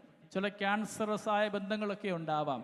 അവയെ കണ്ടിച്ചു മാറ്റുവാൻ, എത്ര പ്രിയപ്പെട്ട അവയവമാണെങ്കിലും നമുക്കറിയാം, ക്യാൻസർ വന്നാൽ നമ്മൾ കണ്ടിച്ചു കളയും, കരിച്ചു കളയും. ചില ബന്ധങ്ങൾ അങ്ങനെയാവും. ചില ഇടങ്ങൾ, ചില സ്വഭാവങ്ങൾ, ചില വികാരങ്ങളൊക്കെ എൻ്റെ നന്മയ്ക്ക് തടസ്സമാവുകയാണെങ്കിൽ അവയെ വെട്ടിമാറ്റാനുള്ള ഒരു തുറവി നമുക്കുണ്ടാവണം. പൊതുമുതൽ നശിപ്പിച്ചിട്ടുണ്ട്. പള്ളി വരിക, അത് പേരെഴുതുക, തോമസ് ഏട്ടൻ, തങ്കച്ചൻ, റപ്പായി, റാപ്പേ. രസമല്ലേ? നമ്മുടെ ഓരോ മുതലും ഈ പള്ളി 300 വർഷങ്ങളായല്ലേ. നമ്മുടെ കാർന്നവന്മാരുടെ അധ്വാനത്തിൻ്റെ, വിയർപ്പിൻ്റെ, സ്നേഹത്തിൻ്റെ ഫലമാണത്. നമ്മളിന്ന് അനുഭവിക്കുന്ന എല്ലാം അങ്ങനെ തന്നെയാണ്. എല്ലാം ഞാൻ ഉണ്ടാക്കിയതിൻ്റെ ഫലമൊന്നുമല്ല. ആരുടെയോ സ്നേഹത്തിൻ്റെ, ആരുടെയോ സഹനത്തിൻ്റെ ഫലമാണ് നാം അനുഭവിക്കുന്നതൊക്കെ. അതുപോലെ നമുക്ക് ശേഷമുള്ളവരും അതേ അനുഭവത്തിലൂടെ കടന്നു പോകണമെന്നൊരു ഓർമ്മ നമുക്കുണ്ടാവണം. മദ്യപാനം, മയക്കുമരുന്ന് മുതലായ മേഖലയിൽ എൻ്റെ ശുദ്ധീകരണം തമാശയിൽ തുടങ്ങിയതായിരിക്കാം. നമ്മൾ ആദ്യം പറഞ്ഞു, പാപം ഇങ്ങനെ വളർത്തും. ഒന്ന് മദ്യപിച്ചു, കുഴപ്പമൊന്നും ഉണ്ടായില്ല. ചെറിയ ഒരു MDMA എടുത്തു, ലഹരി വസ്തുക്കൾ ഉപയോഗിച്ച്, കുഴപ്പമൊന്നും ഉണ്ടായില്ല. ഒരുപാട് പ്രലോഭനങ്ങൾ ഉണ്ടാവാം, കൂട്ടുകാരായിട്ട്, സൗഹൃദങ്ങളൊക്കെ ആയിട്ട്. നാം നശിക്കുന്നത് വരെ നമ്മെ അത് വളർത്തും. എൻ്റെ ജീവിതത്തിൻ്റെ, കുടുംബത്തിൻ്റെ തടസ്സം ഇതുപോലെയുള്ള മദ്യ ആസക്തികളും മദ്യദുർഭൂതമാണെങ്കിൽ അത് മാറ്റാനുള്ള തീരുമാനമെടുക്കണം. കുടുംബത്തിൻ്റെ നന്മയാണ് ആഗ്രഹിക്കുന്നതെങ്കിൽ അതിന് തടസ്സമാകുന്ന എന്ത് തന്നെ ആയാലും, എത്ര ഇഷ്ടമുള്ളതാണെങ്കിലും അവയെ മാറ്റിക്കൊണ്ടു പോകുവാനുള്ള, ചില വീട്ടിലൊക്കെ സീരിയൽ കേട്ടോ, അതൊരു തടസ്സമാകട്ടെ. വീട്ടിൽ കയറിയാൽ ഫുൾ ടൈം TV ഓണാണ്. ഒരാൾ വന്നാൽ പോലും നമ്മൾക്ക് സംസാരിക്കാൻ സമയമില്ല. ചിലർക്ക് ഭക്ഷണപ്രിയമാണ്. ഏതാണോ എന്നെ, എൻ്റെ ജീവിത ബന്ധങ്ങളുമായിട്ട് തടസ്സമാക്കുന്നത്, അതെല്ലാം തിന്മയാണെന്ന് തിരിച്ചറിഞ്ഞുകൊണ്ട് തുറവിയോടുകൂടെ നമുക്ക് നാളെ കുമ്പസാരിക്കാൻ പറ്റണം. ആരെയെങ്കിലും നാണക്കെടുത്താനായിട്ട്, കുറ്റപ്പെടുത്താൻ, കള്ളസാക്ഷ്യം പറയുവാനായിട്ട് നമ്മൾ ശ്രമിച്ചിട്ടുണ്ട്. നന്മയോടുകൂടെ ഈശോയുടെ കൂടെയാണ്. നമ്മുടെ മുൻകോപം, ദേഷ്യം, ക്ഷമിക്കപ്പെടാത്ത അവസ്ഥ, ആരെയും ഉൾക്കൊള്ളാൻ പറ്റാത്ത ഞാനെന്ന ഭാവങ്ങൾ, എൻ്റെ വീട്, എൻ്റെ സൗന്ദര്യം, എൻ്റെ കഴിവ്, ഞാനെന്ന ഭാവങ്ങളൊക്കെ എവിടെങ്കിലുമൊക്കെ ഉണ്ടായിട്ടുണ്ടെങ്കിൽ, ദൈവത്തിന് പ്രാധാന്യം കൊടുക്കാതെ നമ്മുടെ ജീവിതങ്ങൾക്ക് പ്രാധാന്യം കൊടുത്തിട്ടുണ്ടെങ്കിൽ, ദൈവത്തെ വിളിക്കാതെ എവിടെങ്കിലുമൊക്കെ എന്തെങ്കിലും തുടങ്ങി വെച്ചിട്ടുണ്ടെങ്കിൽ, അവയൊക്കെ ഈശോയോട് നമുക്ക് ആത്മാർത്ഥമായിട്ട് മാപ്പ് ചോദിക്കാം. നമ്മുടെ വാശിക്ക് വേണ്ടി നാം എന്തെങ്കിലുമൊക്കെ ചെയ്തിട്ടുണ്ടെങ്കിൽ അവയെയും നമുക്ക് ഈശോയോട് ചേർത്ത് വയ്ക്കാം. സ്നേഹമുള്ളവരെ, നമുക്കൊന്ന് എഴുന്നേറ്റ് നിൽക്കാം. നാളെ 40-ാം വെള്ളി, നോമ്പ് തുടങ്ങിയിട്ട് നാളെ 40 ദിനങ്ങളാവുകയാണ്. വലിയ നോമ്പിൻ്റെ ആദ്യ നോമ്പ് നാളെ അവസാനിക്കുന്നു. തുടർ ദിവസങ്ങൾ സന്തോഷത്തിൻ്റെ ദിവസങ്ങളാണ്, 2 ദിവസങ്ങൾ. നമ്മൾ ആ നോമ്പിൻ്റെ ചൈതന്യം കളയാതെയാണ് മറ്റന്നാൾ ആഘോഷിക്കുക. നമുക്കറിയാം, കോഴിക്കോട്ടെ ശനിയൊക്കെ വരുന്നുണ്ട്. മധുരം, ചെറിയ കയ്പുമൊക്കെ ആയിട്ട് സ്വീകരിക്കുമ്പോൾ നമ്മുടെ ജീവിതത്തിൽ ഈ ആണ്ടുവട്ടത്തിലെ വിശുദ്ധവാരം, ഈ ഇടവക മക്കൾക്ക്, ഇവിടുത്തെ ഓരോ അംഗത്തിനും, ഇത് കൂടുന്ന, കാണുന്ന, കേൾക്കുന്ന എല്ലാവർക്കും അനുഗ്രഹമാകട്ടെ എന്നൊരു തിരിച്ചറിവോടുകൂടെ ആവണം നാം ഈ ആലയത്തിലാവേണ്ടത്. ധൂർത്തപുത്രൻ്റെ തിരിച്ചുവരവ് പോലെ അമ്മ ത്രേസ്യ പറയുന്നുണ്ട്, എന്താണ് സുബോധമെന്ന്. 3 കാര്യങ്ങളാണ് അമ്മ ത്രേസ്യ പഠിപ്പിക്കുന്നത്. 1, ഞാൻ പാപിയാണെന്ന ബോധ്യം. പാപ്പായോട് ചോദിച്ചു, who is Bergoglio? Bergoglio is A Sinner. ഞാൻ പാപിയാണെന്ന ബോധ്യമാണ് സുബോധത്തിൻ്റെ ആദ്യ പടി. 2, പാപം ഒരു തിന്മയാണെന്ന തിരിച്ചറിവ്. ഓരോ പാപത്തിനും ഒരു സുഖമുള്ളത് കൊണ്ട് വീണു പോകാൻ സാധ്യതയുണ്ട്. ആ പാപം തിന്മയാണെന്നൊരു തിരിച്ചറിവുണ്ടാവണം. 3, ഈ പാപത്തെ മറികടന്നു പോകാനുള്ള ഒരു സാധ്യതയുണ്ടെന്ന ശുഭാപ്തി വിശ്വാസം. അതാണ് സുബോധം. ധൂർത്തപുത്രന് സുബോധമുണ്ടായതുപോലെ നമ്മുടെ ജീവിതത്തിൽ ഒരു സുബോധമുണ്ടാവണം. ഈശോയുടെ പ്രിയപ്പെട്ട മക്കളാവണം. ഈ നോമ്പുകാല ധ്യാനമൊക്കെ അതിനുള്ള ഒരു സഹായമായിട്ട് മാറുമ്പോഴാണ് നാം ഓരോരുത്തരും ഒരു അനുഗ്രഹമായിട്ട് മാറുക. ഈശോയുടെ സന്നിധിയിൽ നമുക്ക് ആത്മാർത്ഥമായിട്ട് ഈശോയെ സ്തുതിക്കാൻ പരിശ്രമിക്കാം. നാണക്കേടൊന്നും വിചാരിക്കാം. നമ്മളിന്ന് സഞ്ചരിച്ചെല്ലാം പാപമേഖലയിലാണ്. ഈ പറഞ്ഞ എവിടെങ്കിലുമൊക്കെ എനിക്ക് ഇനിയും ശുദ്ധീകരണമുണ്ടെങ്കിൽ ഞാൻ ഓർമ്മിപ്പിക്കുകയാണ്, 5-6 പേര് ഇന്നുവരെയും ഒരിക്കൽ പോലും കുമ്പസാരത്തിൽ പറയാത്ത പാപം മനസ്സിൽ ഒളിപ്പിക്കും. നിങ്ങൾ വിചാരിക്കും, ഓ ഈ ധ്യാനഗുരുക്കന്മാരിങ്ങനെ നമ്പരടിക്കും, ഒരുപാട് പൊട്ടൻ കളികളാണ്. എൻ്റെ പ്രിയപ്പെട്ടവരെ, ഈ വൈദിക വേഷവും അണിഞ്ഞ് ഈ വിശുദ്ധമായ അൾത്താരയിൽ ഒരു കൂദാശയെപ്പറ്റി അങ്ങനെ പറയേണ്ട ആവശ്യം തമാശ പറയും, കഥകളൊക്കെ പറയുമായിരിക്കാം. കൂദാശയെപ്പറ്റി അങ്ങനെ പറയേണ്ട ഒരു ആവശ്യമില്ല. മനസ്സ് പ്രേരിപ്പിച്ചത് പറഞ്ഞത് മാത്രമേ ഉള്ളൂ. ഒരുപാട് അനുഭവങ്ങളുണ്ട്. ഈ എബൈഡ് ധ്യാനം നടക്കാറുണ്ട്. ഞങ്ങൾ എറണാകുളം രൂപതയിൽ എബൈഡ് ധ്യാനം നടക്കുമ്പോൾ ഏതാണ്ട് 75,000-ലധികം യുവതികളെ ഞാൻ കുംസാരിപ്പിച്ചിട്ടുണ്ട്. എബൈഡ് ചിറ്റൂർ ധ്യാന കേന്ദ്രത്തിലാണ്. 5 വർഷത്തോളം ഞാൻ അവിടെ ഉണ്ടായിരുന്നു. ചേർത്തലയുള്ളപ്പോഴത്തേക്കും കുഞ്ഞുങ്ങളുടെ കുമ്പസാരം തുറവിയോടെ കേട്ടത് കൊണ്ട് പറയുകയാണ്, നാളെ നമ്മുടെ ജീവിതത്തിൽ ആ മാർപ്പാപ്പമാർ കുമ്പസാരിച്ചപ്പോൾ ആ മുട്ടുകുത്തുന്ന ഇടം അവരുടെ രക്തം കൊണ്ടുപോലെ നമ്മുടെ ജീവിതത്തിലെ കണ്ണുനീര് കൊണ്ട് വിയർത്തതുപോലെ നനഞ്ഞതുപോലെ എൻ്റെ മനസ്സിലൊരു ഉന്മേഷമുണ്ടാവണം. ഒരു കുറ്റബോധത്തോടു കൂടിയുള്ള അനുതാപത്തോട് ചേർത്ത കുറ്റബോധം, നശിച്ചു പോകാനല്ല തിരികെ എത്തുവാനുള്ള. അങ്ങനെ ആവണം നാളെ കുമ്പസാരിക്കേണ്ട. വീട്ടിൽ പോകുമ്പോൾ ധ്യാനിക്കുക, എല്ലാ പ്രമാണങ്ങളിലൂടെ കടന്നു പോകണം. അതിനപ്പുറത്തേക്ക് എൻ്റെ സ്വഭാവം, നമ്മളൊക്കെ സാധാരണ പറയുന്നത് ചെയ്ത പാപങ്ങൾ കേട്ടോ, the sin which we committed. ഇനിയൊരു പാപമുണ്ട്, ചെയ്യേണ്ടതായിരുന്നിട്ടും ചെയ്യാതെ പോയ പാപം. അപ്പനെ സ്നേഹിക്കണമായിരുന്നു, ഭാര്യയെ മാനിക്കണമായിരുന്നു, അവനെ സഹായിക്കണമായിരുന്നു. അങ്ങനെ സിൻ ഓഫ് ഒമിഷൻ, ഞാൻ ഒഴിവാക്കിയതും പാപമാണ്. പൊതുവെ അധികം പേരത് പറയാറില്ല. ചെയ്ത പാപങ്ങൾ മാത്രമല്ല, ചെയ്യേണ്ടിയിരുന്നിട്ട് ഞാൻ ചെയ്യാതെ പോയ, ഒഴിവാക്കിയ, കണ്ണടച്ചു പോയ പാപം. നാളെ നമ്മൾ ധ്യാനിക്കും. ഈശോ മിശിഹായുടെ ജീവിതത്തിൽ അരമനയിൽ കൈകഴുകൽ അവസാനിക്കുന്നിടത്താണ് അവൻ്റെ കുരിശിൻ്റെ വഴി ആരംഭിക്കുക. രാജാവിൻ്റെ കൊട്ടാരത്തിൽ കൈകഴുകൽ അവസാനിക്കുന്നിടത്ത് ഈശോ മിശിഹായുടെ ജീവിതത്തിലെ കുരിശിൻ്റെ വഴി ആരംഭിക്കുകയാണ്. ഞാൻ എൻ്റെ കൂടപ്പറപ്പിൻ്റെ മേലെ, അപ്പൻ്റെ അമ്മയുടെ മേലെ, ജീവിത പങ്കാളിയുടെ മേലെ കൈ കഴുകി മാറിയപ്പോൾ എനിക്കറിയാൻ മേല, ഞാൻ ആ നാട്ടുകാരനല്ല, ഒഴികഴിവ് പറഞ്ഞ് മാറിയപ്പോൾ എൻ്റെ സൗഹൃദങ്ങളുടെ മേലെ അവരുടെ കുരിശിൻ്റെ വഴി ആരംഭിക്കുന്നുണ്ട്. സ്നേഹമുള്ളവരെ, നമുക്ക് ഈശോയുടെ സന്നിധിയിൽ ആത്മാർത്ഥമായി അവനെ സ്തുതിച്ചുകൊണ്ട് ആരാധനയ്ക്ക് ഒരുക്കുന്നതിന് മുമ്പായിട്ട് നമ്മുടെ ജീവിതത്തിൽ തുറവിയോടുകൂടി ഒരു നിറഞ്ഞ മനസ്സോടുകൂടി ഒരു ആരാധന ഉണ്ടാവട്ടെ. നമ്മൾ ആരാധിക്കുമ്പോൾ പറയാൻ പോവുക, നമ്മുടെ ജീവിതത്തിലെ ഇന്ന് വരെയുള്ള ജീവിതാനുഭവത്തെ നമ്മൾ 3ആയിട്ടൊന്ന് കണ്ടിക്കുക. ഏതാണ്ട് ഓർമ്മ വച്ച കാലം മുതൽ ഒരു 15 വയസ്സ് വരെയുള്ള കാലഘട്ടത്തിൽ നമുക്ക് വന്നുപോയ പാപങ്ങൾ, 15 വയസ്സ് മുതൽ നമ്മുടെ വിവാഹമോ സമർപ്പണ ജീവിതമോ വരെയുള്ള കാലഘട്ടം, വിവാഹമോ സമർപ്പണമോ കഴിഞ്ഞിട്ട് ഇന്ന് വരെയുള്ള കാലഘട്ടം, ഈ 3 കാലഘട്ടത്തിലെയും പാപങ്ങൾ നമ്മളിങ്ങനെ ഒന്ന് കൈപ്പിടിയിൽ ഒതുക്കാൻ പോവുകയാണ്. ഗത്സമൻ തോട്ടത്തിൽ ഈശോ വിയർക്കുന്നുണ്ട്. ഞാൻ പറഞ്ഞു, അണലി കടിച്ചാൽ മാത്രമേ നമ്മൾ വിയർക്കുകയുള്ളൂ, രക്തം വിയർക്കത്തും, രക്തം ചോരുന്നൊക്കെ ഉണ്ടാകും. അത്രയും തീവ്രമായ വേദന അനുഭവിച്ചതിൻ്റെ കാരണം എൻ്റെ കയ്യിലുള്ള ഈ പാപബലഹീനതകളാണ്. ഗത്സമൻ തോട്ടത്തിലേക്ക് ഈശോയുടെ കൂടെ നമ്മളാകുന്നു. ഗാഗുൽത്തായുടെ പിരിമാറിൽ നമുക്ക് വേണ്ടി അവൻ ബലിയാഗമായി മാറിയത് എൻ്റെ ഈ കൈക്കുള്ളിലുള്ള ബലഹീനത കൊണ്ട് തന്നെയാണ്. അവിടുത്തെ തിരിച്ചോരയിലേക്ക്, ആ കുരിശിൻ്റെ ചോട്ടിലേക്ക് നിറഞ്ഞ മനസ്സോടുകൂടെ എൻ്റെ ഈ പാപമേഖലകളെ വിട്ടുപേക്ഷിക്കുവാനായിട്ട് ഒരു തയ്യാറെടുപ്പാവട്ടെ ഇന്നിൻ്റെ ആരാധന.